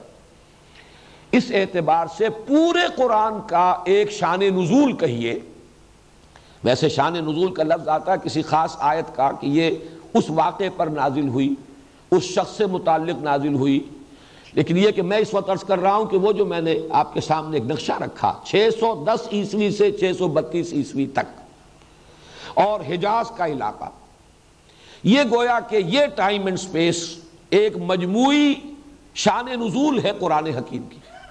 اس میں نازل ہوا، وہاں کے حالات، اس عرصے کے واقعات، اس میں تدریجاً جو تبدیلی ہوئی حالات میں، پھر کون لوگ اس کے مخاطب تھے، وہ مکے والوں کے کیا عقائد تھے، کیا ان کی رسمیں تھیں، کیا ریتیں تھیں، کیا نظریات تھے، کیا مسلمات تھے ان کے نزدیک، کیا ان کی دلچسپیاں تھیں. یہ گویا کہ مجموعی طور پر قرآن کو جب آپ اس کانٹیکسٹ میں رکھیں گے، اس کانٹیکسٹ میں رکھ کر جب اس پر غور کریں گے تو یہ تعویل خاص ہوئی. اسی کو جب آپ مزید تفصیل میں جائیں گے، یہ واقعہ اس وقت نازل ہوا، یہ آیت اس وقت نازل ہوئی، فلاں واقعے پر نازل ہوئی، وہ واقعہ اس کے پس منظر میں ہے، یہ شان نزول ہے. اس کے اعتبار سے بھی تعویل خاص یعنی قرآن مجید کی کسی آیت یا چند آیات پر غور کرتے ہوئے اولاً اس کو اس کانٹیکسٹ میں رکھ کر غور کرنا. اس کی میں تعبیر ایک اور انداز میں کر رہا ہوں کہ یہ جاننے کی کوشش کرنا کہ جب یہ آیات نازل ہوئیں اس وقت لوگوں نے ان کا مفہوم کیا سمجھا، یہ تعویل خاص ہوگی. ایک خاص ان کا محدود ہے ذہن کا پیمانہ، اور اسی میں وہ قرآن مجید جو ہے وہ نازل ہو رہا ہے، اتر رہا ہے. انہوں نے کیا سمجھا؟ البتہ قرآن چونکہ نازل ہوا ہے نوع انسانی کی ابدی ہدایت کے لیے، یہ خاص اس علاقے کے لوگوں کے لیے تو نازل نہیں ہوا، یہ خاص اس زمانے کے لوگوں کے لیے تو نازل نہیں ہوا، لہذا اس میں جو ہدایت ہے وہ ابدی ہے. اس اعتبار سے تعویل عام کرنی ہوگی. تعویل عام کے اعتبار سے اب الفاظ پر غور کیجئے، الفاظ کیا استعمال کیے گئے، ان الفاظ کا در و مشت کیا ہے، یہ الفاظ جڑ کر جب ترکیبوں کی شکل اختیار کرتے ہیں کیا ترکیبیں بنی ہیں، پھر ان آیات کا باہمی ربط کیا ہے، سیاق و سباق کیا ہے۔ کوئی آیات نازل ہوئی ہے خاص کانٹیکسٹ میں، وہ تو اس کا واقعاتی پس منظر ہے، وہ واقعاتی پس منظر جو ہے وہ تعویل خاص کا جز بنے گا، لیکن یہ جو ترتیب ہے قرآن کی اس میں یہ آیات کس سلسلے میں وارد ہوئی ہے، کس صورت میں آئی، اس کا عمود کیا ہے، اس صورت کا جوڑا کون سا ہے، پھر وہ صورتیں کس گروپ میں شامل ہے، مکی اور مدنی صورتوں والے گروپ میں، اس کا مرکزی مضمون کیا ہے۔ اس کانٹیکسٹ میں رکھ کر سیاق و سباق متن کا، ایک سیاق و سباق ہے واقعات کا، وہ ہے شان نزول، اس کے لیے تو اس سے تو ہمیں معلوم ہوگی اس آیت کی تعویل خاص، اور جب ہم اس اعتبار سے غور کریں گے اس ترتیب کے ساتھ قرآن مجید میں جن آیات کو جس ترتیب سے رکھا گیا ہے، اور یہی میں نے جیسا کہ عرض کیا اصل حجت یہی ہے، یہی اصل ترتیب ہے، یہی لوح محفوظ کی وہ جو اصل قرآن ہے وَإِنَّهُ فِي أُمِّ الْكِتَابِ لَدَيْنَا لَعَلِيٌّ حَكِيمٌ، یہ اس کی ترتیب ہے، وہ ہوگا تعویل عام۔ اس کے اعتبار سے ایک اصولی جملہ جو ہے وہ اگر یاد کر سکیں تو کیجئے، الاعتبار لعموم اللفظ لا لخصوص السبب، اصل اعتبار ہوگا الفاظ کے عموم کا، الفاظ جو استعمال ہوئے ان کے معنی کیا ہے، ان کا مفہوم کیا ہے، اس کا مدلول کیا ہے، کلام عرب سے نظائر لائے جائیں،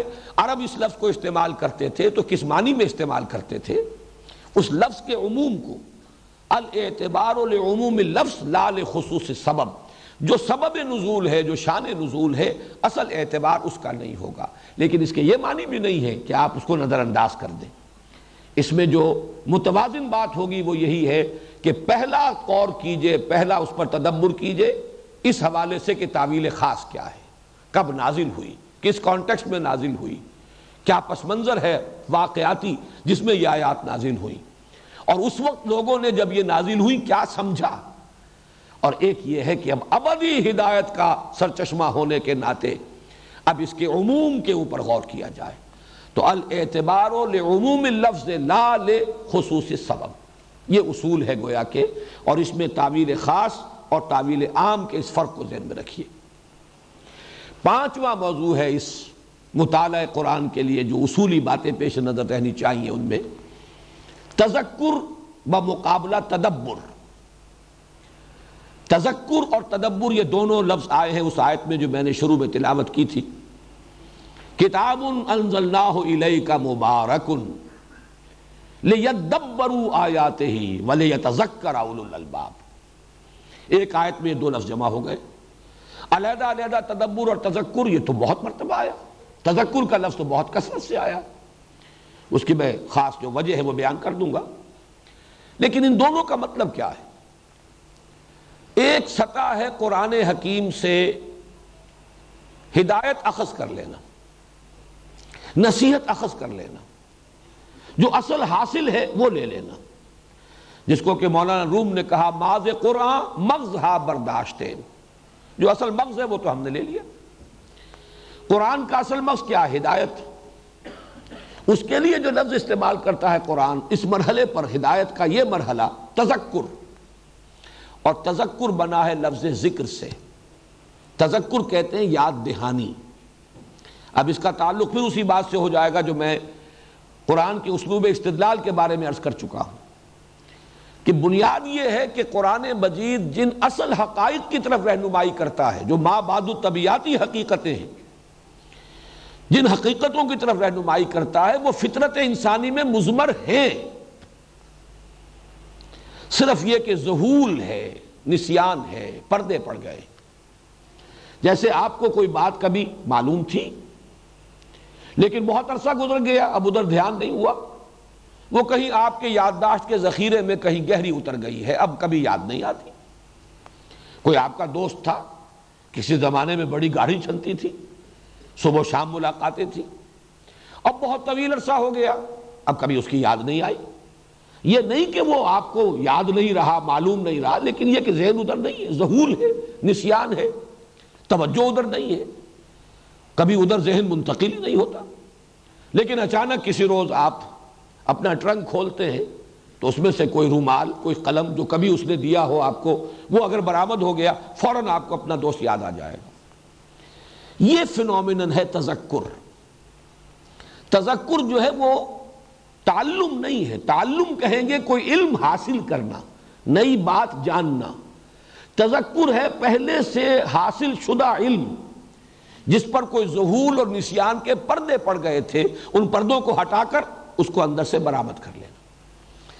یہ فطرت انسانی کے اندر جو حقائق مضمر ہیں، اللہ کی معرفت، اللہ کی محبت، یہ فطرت میں موجود ہے۔ پردے پڑ گئے، دنیا کی محبت غالب آ گئی ہے، دنیا کی دلچسپیوں نے، وہ جو فیض کا شعر ہے، دنیا نے تیری یاد سے بیگانہ کر دیا، یہاں کی دلچسپیاں کہہ لیں، یہاں کے مسائل کہہ لیں، یہاں کی مشکلات کہہ لیں، یہاں کی مصروفیات کہہ لیں، مشاغل کہہ لیں، اس کی وجہ سے ذہول ہے، پردہ پڑ گیا۔ اب تذکر یہ ہے کہ وہ ذرا پردہ ہٹا دیا جائے، تازہ ہو جائے۔ وہ جو حفیظ کا مصرع ہے، آؤ سجدے میں گرے لوح جبیں تازہ کریں، اس اپنی یادداشت کو رینیو کرنا، اپنی فطرت میں مضمر حقائق کو پھر اجاگر کر لینا، یہ تذکر ہے۔ اور قرآن کا اصل ہدف یہی ہے، اور اس اعتبار سے قرآن کا دعویٰ ہے۔ سورہ قمر میں 4 مرتبہ یہ آیت آئی ہے، وَلَقَدْ يَسَّرْنَا الْقُرْآنَ لِلذِّكْرِ فَهَلْ مِن مُدَّكِرٍ۔ اس تذکر کے لیے ہم نے قرآن کو بہت آسان بنایا ہے، کوئی بہت گہرائی میں غوطہ غنی کرنے کی ضرورت نہیں ہے، غوطہ زنی کی، کوئی بہت اس میں آدمی کی مشقت اور محنت مطلوب نہیں ہے۔ طلب حقیقت ہو انسان کے اندر اور قرآن سے ایک براہ راست کمیونیکیشن ہو جائے، وہ تذکر حاصل ہو جائے، بس اس کی شرط صرف ایک ہے، اور وہ یہ ہے کہ اتنی عربی انسان کو ضرور آتی ہو کہ قرآن سے وہ ہم کلام ہو جائے۔ اگر آپ ترجمہ دیکھیں گے وہ کچھ معلومات حاصل ہوں گی، تذکر نہیں ہوگا۔ آپ تفسیریں پڑھیں گے، وہ جو اقبال نے کہا ہے، گرہ کشا ہے نہ راضی نہ صاحب کشاف، ان سے آپ کو معلومات حاصل ہو سکتی ہیں۔ ایک لفظ کی بحث ہو جائے گی، کہاں سے چلا کہاں پہنچا، کیا لغت ہے کیا نحو ہے، لیکن یہ کہ ایک جو تذکر کا عمل ہے، فینومینن، کہ آپ کے اندر کے مضمر حقائق ابھر کر آپ کے شعور کی سطح پر دوبارہ آ جائے، یہ تذکر جو ہے اس کے لیے اتنی عربی سے واقفیت کہ آپ براہ راست ہم کلام ہو، کمیونیکیشن براہ راست ہو رہا ہو۔ اس کے لیے یہ نہ ہو کہ ابھی آپ نے متن کو پڑھا، پھر اب آپ نے دیکھا حاشیے میں کیا لکھا ہے، ترجمہ کیا لکھا ہے، اب اگلی آیت کی طرف گئے، تسلسل ٹوٹ گیا، کلام کی تاثیر جو ہے وہ ختم ہو گئی۔ ویسے بھی یہ واقعہ ہے کہ ترجمے سے جو عبارت اور کلام کی اصل تاثیر ہے وہ باقی نہیں رہتی۔ شیکسپیئر کی کوئی بہت عمدہ عبارت انگریزی میں آپ پڑھیں اور جھوم جائیں، اس کا ترجمہ کیجئے، اس میں وہ اثر ہوگا ہی نہیں۔ غالب کا شعر ہو، میر کا شعر ہو، ترجمہ کیجئے انگریزی زبان میں، تو اس پر آپ وجد میں نہیں آئیں گے، جھومیں گے نہیں۔ بس یہ ہے کہ ترجمہ ہو گیا۔ اس اعتبار سے عربی زبان کا اتنا علم، یہ تذکر کے لیے واحد شرط ہے، بلکہ واحد نہیں 2 کہنا چاہیے۔ حسن نیت، طلب ہدایت ہو، کوئی تعصب کی پٹی بندھی ہوئی نہ ہو۔ نمبر 2، عربی زبان کا اتنا علم کہ آپ براہ راست اس کے ساتھ ہم کلام ہو رہے ہو۔ 2 شرطیں پوری ہو جائیں، تذکر ہو جائے گا۔ وَلَقَدْ يَسَّرْنَا الْقُرْآنَ لِلذِّكْرِ فَهَلْ مِن مُدَّكِرٍ۔ اسی لیے قرآن مجید دیکھیے، لفظ آیت میں نے بیان کیا تھا، یہ مضامین کچھ دہرا کر آ رہے ہیں ہماری اس گفتگو میں، لیکن مختلف عنوانات کے تحت میں نے ان کو مرتب کیا ہے تاکہ سہولت کے ساتھ اور ایک ترتیب کے ساتھ ذہن میں رہ سکے۔ لفظ آیت کا مفہوم یہی، آیت کسے کہتے ہیں؟ نشانی، آیات آفاقی، آیات انفسی، آیات قرآنی۔ آیت کا مطلب یہ نشانی، نشانی اسے کہتے ہیں جس کو دیکھ کر ذہن کسی اور شے کی طرف منتقل ہو جائے۔ آپ نے قلم دیکھا، رومال دیکھا، ذہن منتقل ہو گیا اپنے دوست کی طرف جس سے ملے ہوئے بہت عرصہ ہو گیا، کبھی خیال بھی نہیں آیا، لیکن دیکھا تھا قلم، دیکھا تھا رومال، ذہن منتقل ہوا دوست کی طرف۔ از کجا می آئے دی آواز دوست، وہ ہمارا ایک دوست ہے، ازلی دوست، اللہ ہمارا خالق، ہمارا باری، ہمارا رب۔ اس کے وہ دوستی جو ہے اس پر کچھ پردے پڑ گئے، ذہول طاری ہو گیا۔ قرآن آتا ہے اس دوست کی یاد دلانے کے لیے۔ از کجا می آئے آواز دوست، یہ ہے در حقیقت تذکر۔ البتہ تدبر گہرائی میں غوطہ زنی، قرآن میں ہو غوطہ زن اے مرد مسلمان۔ تدبر کے اعتبار سے قرآن حکیم مشکل ترین کتاب ہے۔ اس کی وجہ کیا ہے؟ اس کا منبع اور سرچشمہ علم الہی ہے، اور علم الہی لا متناہی، اور جیسا کہ میں نے عرض کیا کلام میں متکلم کی ساری صفات موجود ہوتی ہیں، لہذا یہ کلام لا متناہی ہے، غیر متناہی۔ اس کو کوئی نہ شخص عبور کر سکتا ہے، نہ اس کی گہرائی میں اس کی تہ تک پہنچ سکتا ہے، ناممکن۔ پوری زندگیاں کھپا لیں، وہ چاہے صاحب کشاف ہوں اور چاہے وہ صاحب تفسیر کبیر ہوں، کسے باشد، اس کا احاطہ کرنا ممکن نہیں۔ اسی لیے میں نے بعض مواقع پر عرض کیا ہے، بعض لوگ استعمال کر دیتے ہیں غیر محتاط انداز میں لفظ، انہیں قرآن پر بڑا عبور حاصل ہے، بڑا توہین آمیز کلمہ ہے قرآن کے لیے۔ یہ عبور کہتے ہیں ایک کنارے سے دوسرے کنارے تک پہنچ جانا، قرآن کا کنارہ ہے ہی نہیں۔ کسی انسان کے لیے ممکن نہیں ہے کہ قرآن پر عبور حاصل کر سکے، ناممکنات، محالات عقلیہ۔ اسی طرح اس کی گہرائی تک پہنچ جانا ناممکن۔ البتہ میں نے ایک تمثیل بارہا بیان کی ہے، اب بھی میں سامنے رکھ رہا ہوں، اور پچھلے یہ جو گلف وار ہوئی ہے اس میں یہ فنومینن بہت زیادہ اخبارات میں آیا ہے۔ کہیں ٹینکر جو ہے تیل لے کر جا رہا ہے، وہ کہیں ٹوٹ پھوٹ گیا، تیل جو ہے اب وہ اگر لیک کر رہا ہے وہ سطح سمندر پر رہتا ہے، نیچے نہیں جاتا۔ اب سطح سمندر پر جہاں وہ تیل کی تہ ہے، اوپر تیل ہے، نیچے پانی ہے، اور وہ 5 میل ہے، 6 میل ہے، 7 میل ہے، کتنا گہرا ہے سمندر۔ اسی کو سمجھئے قرآن حکیم کی اصل ہدایت، اصل ذکر، اصل تذکر تو اس کی سطح پر موجود ہے۔ وَلَقَدْ يَسَّرْنَا الْقُرْآنَ لِلذِّكْرِ فَهَلْ مِن مُدَّكِرٍ۔ اس کے لیے فلسفی ہونا ضروری نہیں، اس کے لیے سائنسدان ہونا ضروری نہیں، اس کے لیے عربی ادب کا بڑا ماہر ہونا ضروری نہیں، کلام جاہلی اور شعر جاہلی کا عالم ہونا ضروری نہیں، قطعاً ضروری نہیں۔ صرف 2 چیزیں، حسن نیت، طلب ہدایت ہو، اور نمبر 2 براہ راست ہم کلامی کا شرف، اس کی صلاحیت، یہ ہے تذکر ہو جائے گا۔ البتہ تدبر گہرائی میں اترنا چاہتے ہیں، قرآن میں ہو غوطہ زن اے مرد مسلمان، تو ظاہر بات ہے فیتھم لس جس کو کہا جاتا ہے، وہ اس کی تہ ہے ہی نہیں، لگے رہیے۔ اس کے تقاضے بڑے گہرے ہیں، اس کے لیے واقعتاً تدبر کا حق ادا کرنے کے لیے شعر جاہلی کو بھی جاننا ضروری ہے، ہر لفظ کی پہچان ضروری ہے کہ یہ اس دور میں جب کہ قرآن نازل ہوا، اس علاقے کے لوگوں میں جہاں یہ قرآن نازل ہوا، اس لفظ کا مفہوم کیا تھا، کس معنی میں استعمال ہو رہا تھا۔ بنیادی اصطلاحات قرآن نے وہیں سے لی ہے، پک اینڈ چوز کیا ہے، وہی الفاظ جو عرب بولتے تھے اپنے اشعار میں، اپنے خطبات میں، انہی کو لیا ہے، انہی کو اصطلاحات کی شکل دی ہے۔ صوم کس معنی میں تھا، شعراء نے کہیں استعمال کیا ہے یا نہیں کیا ہے، کس معنی میں کیا ہے، صلاۃ کا مفہوم کیا تھا، کس معنی میں وہ لفظ بولتے تھے، زکوٰۃ کا اصل مفہوم کیا ہے، لغوی اصل کیا ہے، تو اس زبان کو پہچاننا اور اس کے اندر مہارت کا ہونا یہ ضروری ہے۔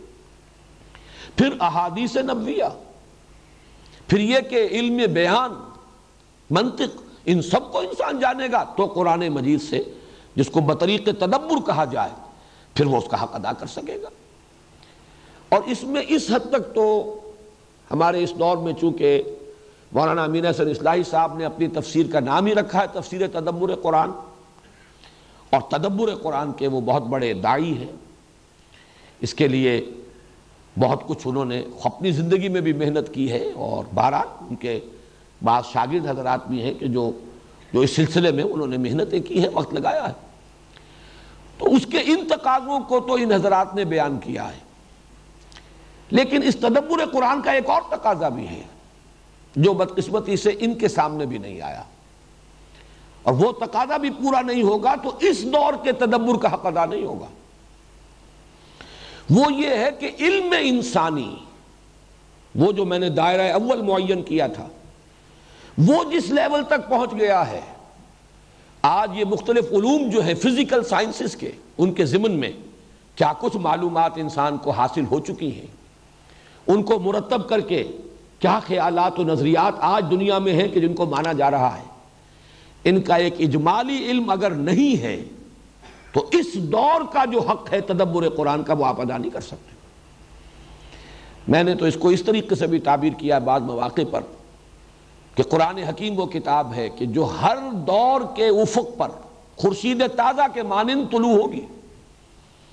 آج سے 100 برس پہلے کا قرآن اور آج کا قرآن فرق ہوگا، کس معنی میں؟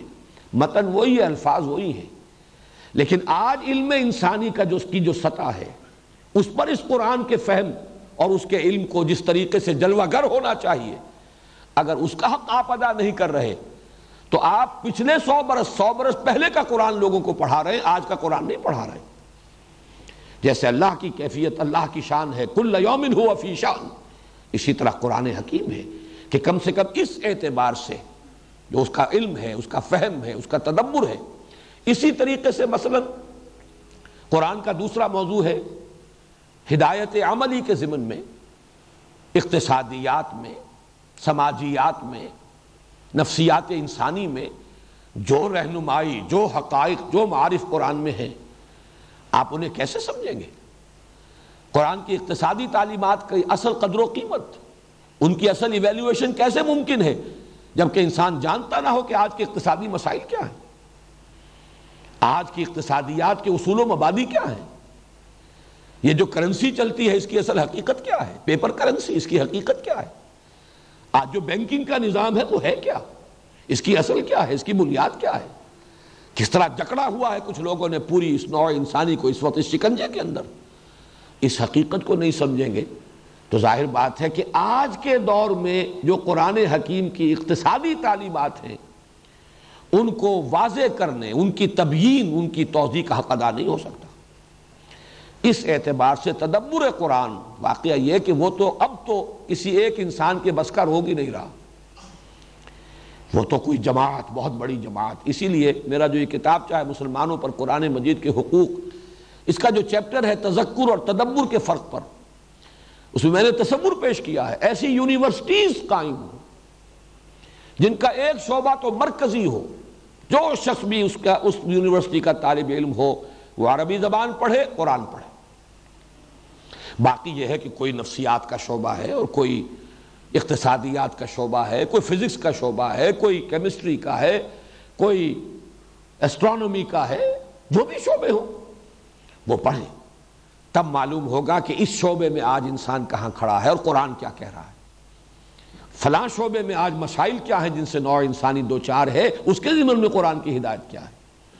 تو یہ تو مختلف ڈپارٹمنٹس، مختلف شعبے، یہ کہیں جا کر مل جل کر اس ضرورت کو پورا کر سکتے ہیں کہ جو آج کے انسان کی ضرورت ہے تدبر کے اعتبار سے۔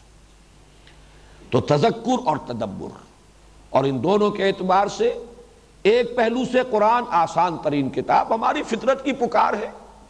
میں نے یہ جانا کہ گویا یہی میرے دل میں تھا، کوئی حجاب ہے ہی نہیں۔ فطرت سلیم ہو، پرورٹڈ نیچر نہ ہو، اگر وہ سلیم ہے، صالح ہے، سلامتی پر قائم ہے تو وہ قرآن کو ایسے محسوس کرے گی جیسے میری اپنی پکار ہے، میری اپنی گواہی ہے، میری اپنی دل کی بات ہے۔ اس کے لیے عربی زبان کا صرف اتنا علم کافی ہے کہ براہ راست ہم کلامی ہو جائے، نیت درست ہو۔ البتہ تدبر، وہ جیسا کہ میں نے عرض کیا، اس کے تقاضے پورے کرنا کسی ایک انسان کے بس کا روگ ہے ہی نہیں۔ وہ تو یہ ہے کہ یہ تمام علوم، اور جو شخص بھی اس میں پہلا قدم بھی رکھنا چاہے ایک اجمالی خاکہ ضرور اس کے ذہن میں ہونا چاہیے، آج ان فزیکل جو سائنسز ہیں ان کے اعتبار سے انسان کہاں کھڑا ہے۔ بلکہ اس کی ایک اور تشبیہ اس وقت تھی جب کہ میں یہ کتاب لکھ رہا تھا، جو میں نے تقریریں کی تھی، تو بڑی پیاری تشبیہ ذہن میں آئی تھی کہ دیکھیے قرآن حکیم، اس کا علم، اس کے اندر معارف، علوم، یہ تو لامتناہی ہے۔ البتہ انسان اس سے اخذ کرتا ہے اپنی بساط کے مطابق، ہر انسان۔ اس کی ایسے ہی مثال ہے کہ جیسے سمندر میں تو پانی بے تحاشا پانی ہے، آپ پانی لینا چاہتے ہیں تو جتنا کٹورا آپ کے پاس ہے اتنا ہی لیں گے، جتنی بالٹی آپ کے پاس ہے اتنی لیں گے، جتنی کوئی دیگچی ہے، دیگ ہے، اتنا ہی لیں گے، جتنا ظرف ہوگا اتنا آپ اخذ کر سکیں گے سمندر سے پانی۔ اس کے معنی مطلب یہ نہیں کہ سمندر میں اتنا ہی پانی تھا، لیکن آپ اتنا ہی پانی اس سمندر سے لے سکتے ہیں جتنا ظرف آپ کے پاس ہے۔ تو انسانی ذہن کا ظرف جو ہے یہ بنتا ہے، جو بھی علوم ہے، انسانی علوم، ان سے ظرف بنا۔ یہ ظرف جو ہے آج سے پہلے بہت تنگ تھا، 1000 سال پہلے کا ظرف بہت محدود ظرف تھا، وہ جو انسانی علوم ہے ان کے اعتبار سے۔ آج کا وہ ظرف بہت وسیع ہے۔ اب آج آپ کو قرآن مجید سے اگر اصل ہدایت اخذ کرنی ہے تو آپ کو اس ظرف کے مطابق اس سے لینا ہوگا۔ اور اگر کچھ لوگ ابھی اسی دور میں رہ رہے ہیں، انہیں ان چیزوں کا علم حاصل ہی نہیں، تو قرآن مجید کے بہت سے جو مخفی حقائق ہیں ان پر منکشف نہیں ہوں گے۔ اسی ضمن میں اب چھٹی بحث ہے، اور یہ ساری چیزیں مربوط چلی آ رہی ہیں، ان میں سے بعض میں ریپیٹیشن بھی ہے، کوئی حرج نہیں، لیکن یہ عنوانات جدا جدا میں چاہتا ہوں کہ سامنے رہیں۔ سائنسی علوم کے جو ریفرنسز قرآن حکیم میں ہیں اور جو عملی ہدایات قرآن حکیم میں ہیں، ان کا ایک فرق تو میں واضح کر چکا جب قرآن کا موضوع میں نے اس پر گفتگو کی۔ اب اس کے حوالے سے ایک بات اور ہے، اور اس سے اصل میں ایک ہمارے سامنے رہنمائی آ جائے گی، اور وہ یہ ہے کہ ایک اعتبار سے ہمیں آگے سے آگے بڑھنا ہے اور دوسرے اعتبار سے ہمیں پیچھے سے پیچھے جانا ہے۔ یہ میں نے انداز تعبیر اس لیے اختیار کیا کہ کنٹراسٹ سامنے آئے۔ سائنسی ریفرنسز جو قرآن میں آئے ہیں ان کی تعبیر کرنے میں آگے سے آگے جائیے۔ آج فزکس کہاں کھڑی ہے اس کے حوالے سے تعبیر ہوگی، آج کیا معلومات حاصل ہو چکی ہیں انسان کو، اور جن میں کہ وہ فیکٹس بھی ہیں جو ویریفائبل ہیں، ویریفائڈ ہو چکے، ان کے حوالے سے بات ہوگی۔ آگے سے آگے جائیے، پیچھے جانے کی ضرورت نہیں ہے، امام رازی کو دیکھنے کی ضرورت نہیں ہے، کسی اور مفسر کو جو پچھلی صدی کا مفسر ہے اس کو بھی دیکھنے کی ضرورت نہیں ہے، بلکہ اس میں تو میں تعبیر نخل والی روایت آپ کو سنا چکا، اس میں تو نبی اکرم صلی اللہ علیہ وسلم نے بھی اگر کچھ فرمایا ہے تو وہ بھی ہمارے لیے لازم نہیں ہے، اس لیے کہ وہ اصل موضوع نہیں تھا۔ قرآن کا اصل موضوع وہ نہیں، حضور وہ سکھانے آئے نہیں تھے۔ تعبیر نخل میں حضور نے فرمایا انتم عالم بامور دنیاکم، یہ اپنے معاملات، تجرباتی علوم، وہ ان کے مطابق جو تمہیں علم حاصل ہو کرو، اس کے مطابق عمل۔ لیکن دین کا جو عملی پہلو ہے اس میں پیچھے سے پیچھے جائیے، اس میں یہ آج کے تقاضوں کو سامنے رکھیں، اور جدید جو تقاضے ہیں، تقاضے اور ہیں اور اثرات جو پڑ جاتے ہیں۔ اب آج کی دنیا میں کہاں پردہ چل سکتا ہے، اور آج کی دنیا میں کہاں یہ چیزیں ممکن العمل ہیں، یہ بالکل غلط دلیل یہ ہوگی کہ کیا کیا محمد الرسول اللہ صلی اللہ علیہ وسلم نے اور آپ کے صحابہ نے۔ پیچھے سے پیچھے جائیے، متاخرین کو بھی چھوڑ کر متقدمین کی طرف جائیے، متقدمین سے بھی آگے بڑھیے، تبع تابعین اور تابعین سے ہوتے ہوئے ما انا علیہ و اصحابی، جس پر عمل ہے میرا اور میرے صحابہ کا، اس تک پہنچیے۔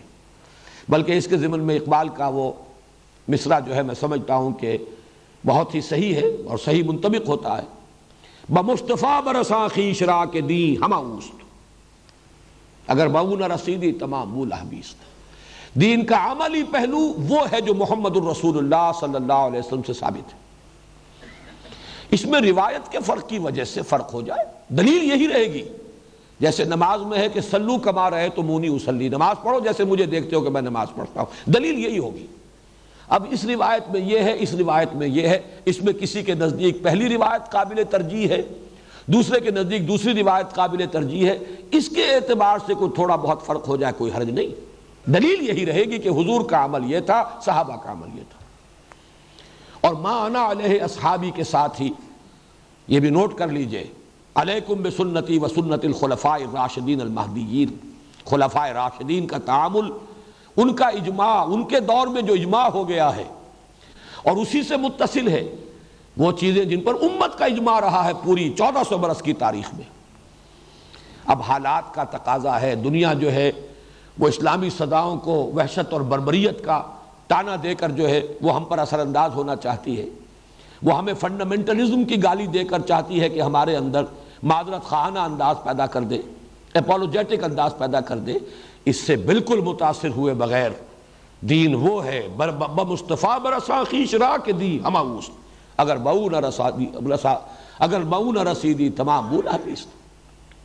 تو یہ دو چیزیں جو ہیں بدقسمتی سے ہمارے ہاں جو عام ہمارے علماء ہیں، صرف عربی علوم پڑھے ہیں، عربی مدارس سے پڑھے ہیں، وہ یہ آگے بڑھنے کی صلاحیت سے آ رہی ہے کہ وہ سائنس انہوں نے پڑھی نہیں، وہ علوم ان کے علم میں نہیں، انہیں پتہ نہیں آئنسٹائن کس بلا کا نام ہے، کتنی بڑی تبدیلی جو ہے طبیعیات کے اندر اس شخص کے ذریعے سے آ گئی ہے، کہاں نیوٹونین ایرا کیا تھا اور یہ آئنسٹائن کا دور کیا ہے، کیا پتہ انہیں؟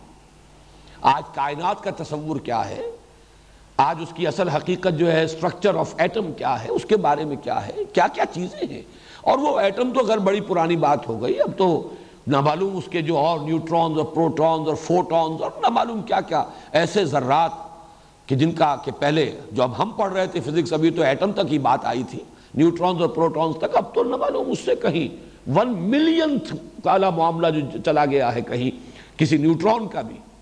اب یہ چیزیں جو ہیں ان کو اگر نہیں جانیں گے تو ان حقائق کو صحیح طور سے سمجھنا ممکن نہیں۔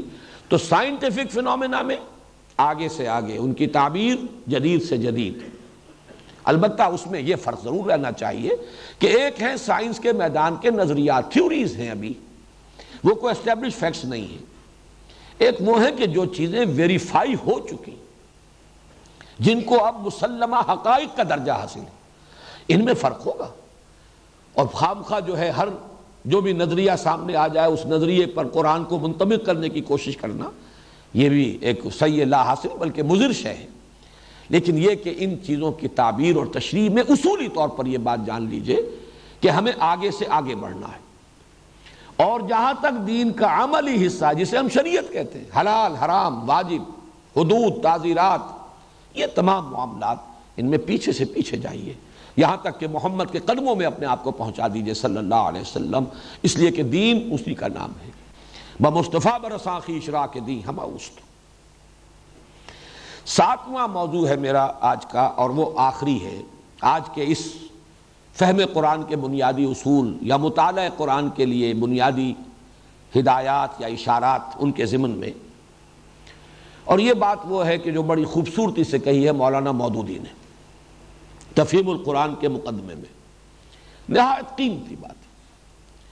قرآن پر غور و فکر، قرآن پر سوچ و بچار، قرآن کا فہم، اس کا ایک گوشہ بلکہ بہت اہم گوشہ وہ ہے جو اس کے بغیر نہیں کھل سکتا انسان پر، کہ دعوت اور انقلابی حرکت، انقلابی جد و جہد، دعوت اور حرکت جو سیرت النبی میں نظر آتا ہے، اگر اس میں انسان خود کسی درجے میں شریک نہ ہو، خود اسی میں لگا ہوا نہ ہو، تو قرآن مجید کا یہ پہلو نگاہوں کے سامنے کبھی نہیں آئے۔ بڑی پیاری بات کہی ہے مولانا مرحوم نے کہ قرآن ایک ایسی کتاب نہیں ہے جو کسی ڈرائنگ روم میں بیٹھ کر بڑی عمدہ آپ کی سٹڈی ہے اور بہت اچھا مرصع آپ کا کتب خانہ ہے اور لائیو، اور اس میں ہر طرح کی ڈکشنریز ہیں اور تفسیریں ہیں، اب آپ بیٹھے اپنے آرام کرسی پر اور غور و فکر کر رہے ہیں۔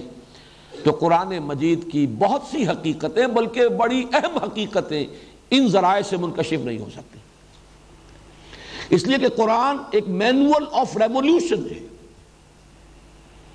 ایک عظیم انقلاب اس نے برپا کیا۔ اس قرآن نے وہ انقلاب برپا کیا ایک انسانی جد و جہد کے ذریعے سے۔ یہ دونوں حصے ہیں اس کے، محمد الرسول اللہ صلی اللہ علیہ وسلم والذین معہ، محمد الرسول اللہ والذین معہ، یہ ایک جماعت، یہ ایک حزب اللہ تھے، یہ ایک پارٹی تھے، انہوں نے دعوت اور پھر انقلاب کے تمام مراحل کو طے کیا ہے، ہر مرحلے پر اس کی مناسبت سے ہدایات نازل ہوئی ہیں۔ اب یہ مرحلہ ہے، یہ حکم دیا جا رہا ہے ایک وہ بھی مرحلہ تھا جبکہ حکم یہ تھا کہ مار کھاؤ ہاتھ مت اٹھاؤ، ایک مرحلہ وہ بھی آیا کہ اب آگے بڑھو اور جواب دو، قتل کرو انہیں، قاتلوہم حتی لا تکون فتنۃ ویکون الدین کلہ للہ۔ دونوں میں کنٹراسٹ ہے، فرق ہے، ایک مرحلے کی بات ہے، ایک دوسرے مرحلے کی بات ہے۔ کفوا ایدیکم، اپنے ہاتھ رو کے رکھو، ایک مرحلہ وہ تھا۔ ایک مرحلہ وہ ہے جو تم سے جنگ کرتے ہیں تم ان سے جنگ کرو، اخرجوہم من حیث اخرجوکم، نکالو انہیں وہاں سے جہاں سے انہوں نے تمہیں نکالا۔ اب یہ دونوں کے اندر فرق ہے، لیکن یہ کہ یہ دونوں اس جد و جہد کے مختلف مراحل سے متعلق ہیں۔ پھر ایک داعی جب دعوت دیتا ہے، جو مسائل اسے درپیش ہوتے ہیں، ان کو ایک ایسا شخص جس نے اس کوچے میں قدم ہی نہیں رکھا، اسے کیا پتا، اسے احساس کیا ہوگا؟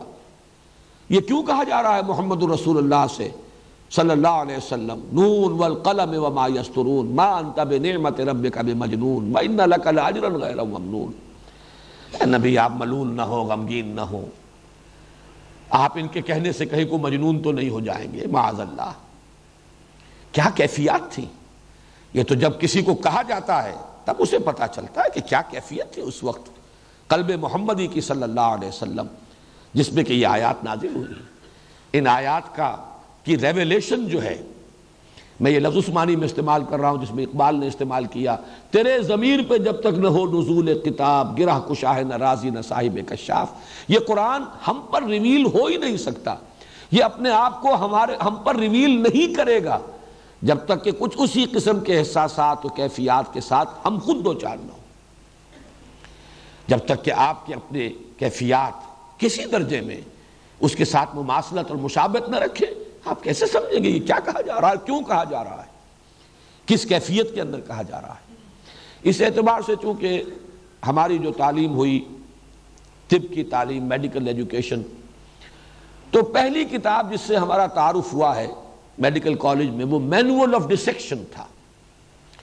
وہاں سے ہمیشہ میرے ذہن میں رہتا ہے یہ مینول کا لفظ، کہ جب ڈیڈ باڈی، انسانی ہیومن باڈی کی ڈسیکشن ہوتی ہے چیر پھاڑ کر، تو ہدایات ہوتی ہے تفصیلی کہ اب ذرا یہاں شگاف لگاؤ اور ذرا کھال ہٹاؤ تو اب یہ چیز تمہیں نظر آئے گی، اب اس میں ایک اور شگاف دو فلاں جگہ سے تو تمہیں وہ فلاں شے نظر آئے گی، اسے ذرا ہٹاؤ گے اس کے نیچے وہ چیز چھپی ہوئی نظر آئے گی۔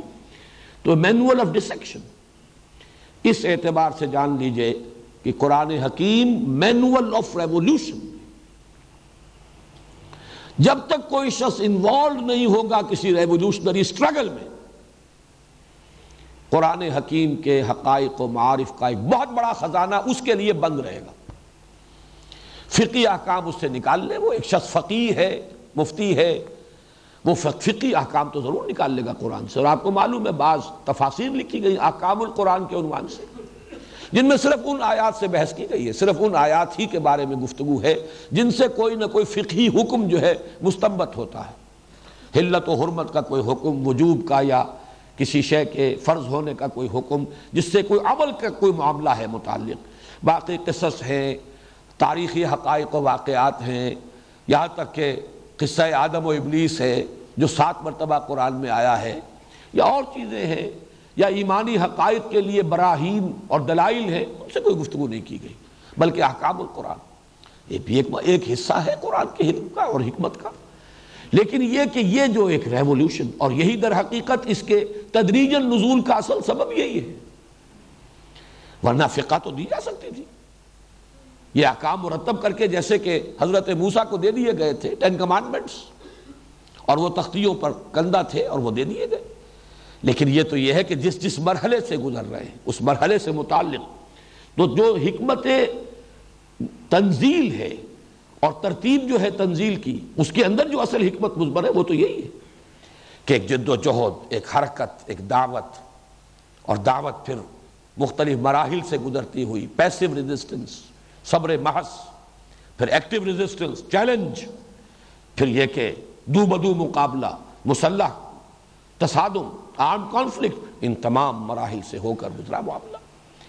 اس کے ہر مرحلے پر اس کی مناسبت سے ہدایات، اس کی مناسبت سے آیات و سور قرآنیہ کا نزول۔ تو واقعہ یہ ہے کہ اس جد و جہد کو کم سے کم درجے میں تو یہ ہے کہ کم سے کم اس کو علمی طور پر انسان سامنے رکھے فہم کے لیے. اگر وہ علمی اعتبار سے بھی سیرت النبی کا وہ سارا ایک خاکہ ذہن میں موجود نہ ہو تو وہ فہم کسی درجے میں بھی حاصل نہیں ہوگا. لیکن اصل میں تو جو اصل ریویلیشن اس کی ہوگی، اس کا اصل انکشاف جو آپ پر ہوگا، اگر آپ خود اس جد و جہد میں اگر آپ انوالوڈ ہیں، لگے ہوئے ہیں اور وہی مسائل پیش آ رہے ہیں، تو معلوم ہوتا ہے یہ وہ تھا مقام، یہ تھا وہ مرحلہ، یہ تھا وہ مسئلہ جو پیش آیا تھا، اور اس کے لیے یہ ہدایت تھی جو قرآن حکیم میں نازل کی گئی. اب آج کے ضمن میں یہ دوسرا عنوان ہے، چونکہ چند منٹ ہے تو میں اسے اجمالاً کور کر لینا چاہتا ہوں، ورنہ شاید کل بھی ہماری بات پوری نہ ہو سکے. قرآن کے منزل من اللہ ہونے کا ثبوت کیا ہے؟ اس کو بھی نوٹ کر لیجئے کہ ثبوت دو قسم کے، خارجی اور داخلی. خارجی ثبوت، سب سے بڑا ثبوت محمد الرسول اللہ کا فرمانا کہ یہ اللہ کا کلام ہے جو مجھ پر نازل ہوا. شہادت آپ کی، اور یہ بھی دو حیثیتوں سے ہے. آپ کی شہادت شخصاً یہ زیادہ نمایاں تھی اس وقت جب کہ قرآن نازل ہوا، جبکہ حضور خود موجود تھے. وہ لوگ موجود تھے جنہوں نے 40 سالہ آپ کی زندگی کا تجربہ کیا تھا، جنہوں نے ایک کاروباری شخصیت کی حیثیت سے آپ کے معاملات کا مشاہدہ کیا تھا، جن کے سامنے آپ کی صداقت اور دیانت اور امانت، ایفاء عہد، اس کا پورا نقشہ موجود تھا. بلکہ اس سے آگے بڑھ کر کہہ رہا ہوں جن کے سامنے چہرہ محمدی موجود تھا صلی اللہ علیہ وسلم. سبحان اللہ ما ھذا بوجہ کذاب، دیکھنے والا فطرت سلیم الفطرت انسان پکار اٹھتا تھا، اللہ پاک ہے، یہ چہرہ کسی جھوٹے کا ہو ہی نہیں سکتا. تو حضور کی شخصیت، حضور کی ذات، یہ گویا کہ سب سے بڑا ثبوت تھا. اور آپ کی شہادت، آپ کی گواہی، یہ قرآن مجھ پر نازل ہوا ہے. اس اعتبار سے نوٹ کر لیجئے محمد صلی اللہ علیہ وسلم اور قرآن دونوں باہم ایک دوسرے کے شاہد ہیں. قرآن محمد کی رسالت پر گواہی دیتا ہے صلی اللہ علیہ وسلم، یاسین والقرآن الحکیم انک لمن المرسلین. قرآن کی قسم ہے اور قرآن گواہی دے رہا ہے کہ آپ اللہ کے رسول ہیں. اور قرآن کا منزل من اللہ ہونا، اس کا ثبوت ذات محمدی ہے صلی اللہ علیہ وسلم. اور اس کا جیسا کہ میں نے عرض کیا، ایک پہلو تو وہ ہے جو اس وقت جب کہ قرآن نازل ہوا اس وقت سامنے تھا، حضور کی ذات، حضور کی شخصیت، حضور کی سیرت، حضور کا کردار، حضور کا اخلاق، حضور کا وجود، حضور کی شبیہ، حضور کا چہرہ. اور دوسرا پہلو جو دائم ہے اور آج بھی ہے، وہ ہے حضور کا وہ کارنامہ جو تاریخ کی ایک انمٹ شہادت ہے. وہ آپ پوچھیں ایچ جی ویلز سے، وہ پوچھیں ایم این رائے سے، وہ پوچھیں ڈاکٹر مائیکل ہارٹ سے، اتنا عظیم کارنامہ یہ خود اپنی جگہ پر. اور وہ جس نے یہ کارنامہ سر انجام دیا، جب وہ کہہ رہا ہے کہ میرا اعلیٰ انقلاب یہ قرآن ہے، میرا اسلحہ یہ، میرا سلاح یہ، میرے لیے تو اصل طاقت یہ، میری قوت کا سر چشمہ یہ، میری تاثیر کا منبع یہ، اس سے بڑی گواہی اب کیا ہوگی. تو یہ تو ہے قرآن کے منزل من اللہ ہونے کی خارجی شہادت. یعنی ایک لفظ میں کہا جائے گا شخصیت حضور صلی اللہ علیہ وسلم کی. یہ شخصیت حضور کے اپنے زمانے میں، آپ کی حیات دنیاوی کے دوران، آپ کی حیات طیبہ کے دوران، اس کا وہ پہلو زیادہ نمایاں تھا جو میں نے بیان کیا، سیرت، کردار، شخصیت، یہاں تک کہ آپ کا چہرہ انور. اور آئندہ ہمیشہ کے لیے آج بھی وہ کارنامہ جو آپ نے سر انجام دیا، یہ عقلیں دنگ ہیں. مائیکل ہارٹ کا نا کہنے پر مجبور ہوا ہے، the only person supremely successful in both the secular and religious planes یا fields، کیا لفظ ہے اس میں اشتباہ ہے، نہایت کامیاب. یہ گویا کہ ثبوت ہے، اور ان کا فرمانا ہے کہ یہ اللہ کا کلام ہے. داخلی کیا ہے ثبوت اس کا؟ وہ انسان کا اپنا تجربہ باطنی، جس کو اس دور میں بہت ہی عمدگی کے ساتھ پیش کیا ہے علامہ اقبال نے۔ اصل یقین کسی شے کا ہوتا ہے تجربے سے۔ 1000 آدمی کہیں چینی میٹھی ہے، اگر آپ نے نہ چکھی ہو تو آپ کہیں گے ٹھیک ہے، جب اتنے لوگ کہہ رہے ہیں کہ میٹھی ہے تو ٹھیک ہے، ہوگی میٹھی۔ کیا کوئی وجہ مجھے معلوم نہیں ہوتی؟ مجھے کیوں دھوکہ دینا چاہیں گے 1000 آدمی؟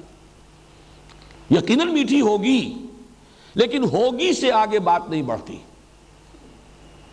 البتہ جب انسان چینی کو چکھ لے، اس کے اپنے ٹیسٹ بڈز جو ہیں بتا رہے ہیں یہ میٹھی ہے، اب ہوگی نہیں ہے۔ ہوگی اور ہے میں جو فرق ہے وہ ہے در حقیقت انسان کے اپنے تجربہ، یور اون ایکسپیرینس۔ میں نے خود چکھا ہے، میٹھی ہے۔ بالکل اسی اعتبار سے اقبال نے کہا افسوس یہ ہے کہ آج کی دنیا جو ہے صرف جو ایکسٹرنل ایکسپیرینس ہے، تجربہ خارجی، صرف اس کو جانتی ہے نوع انسانی آج۔ ایک تجربہ اس سے کہیں زیادہ معتبر معتمد وہ تجربہ باطنی ہے انسان کا۔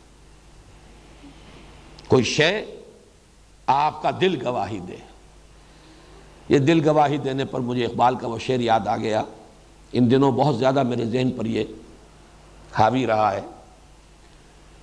تو عرب ہو یا عجم ہو تیرا لا الہ الا، لغت غریب جب تک تیرا دل نہ دے گواہی۔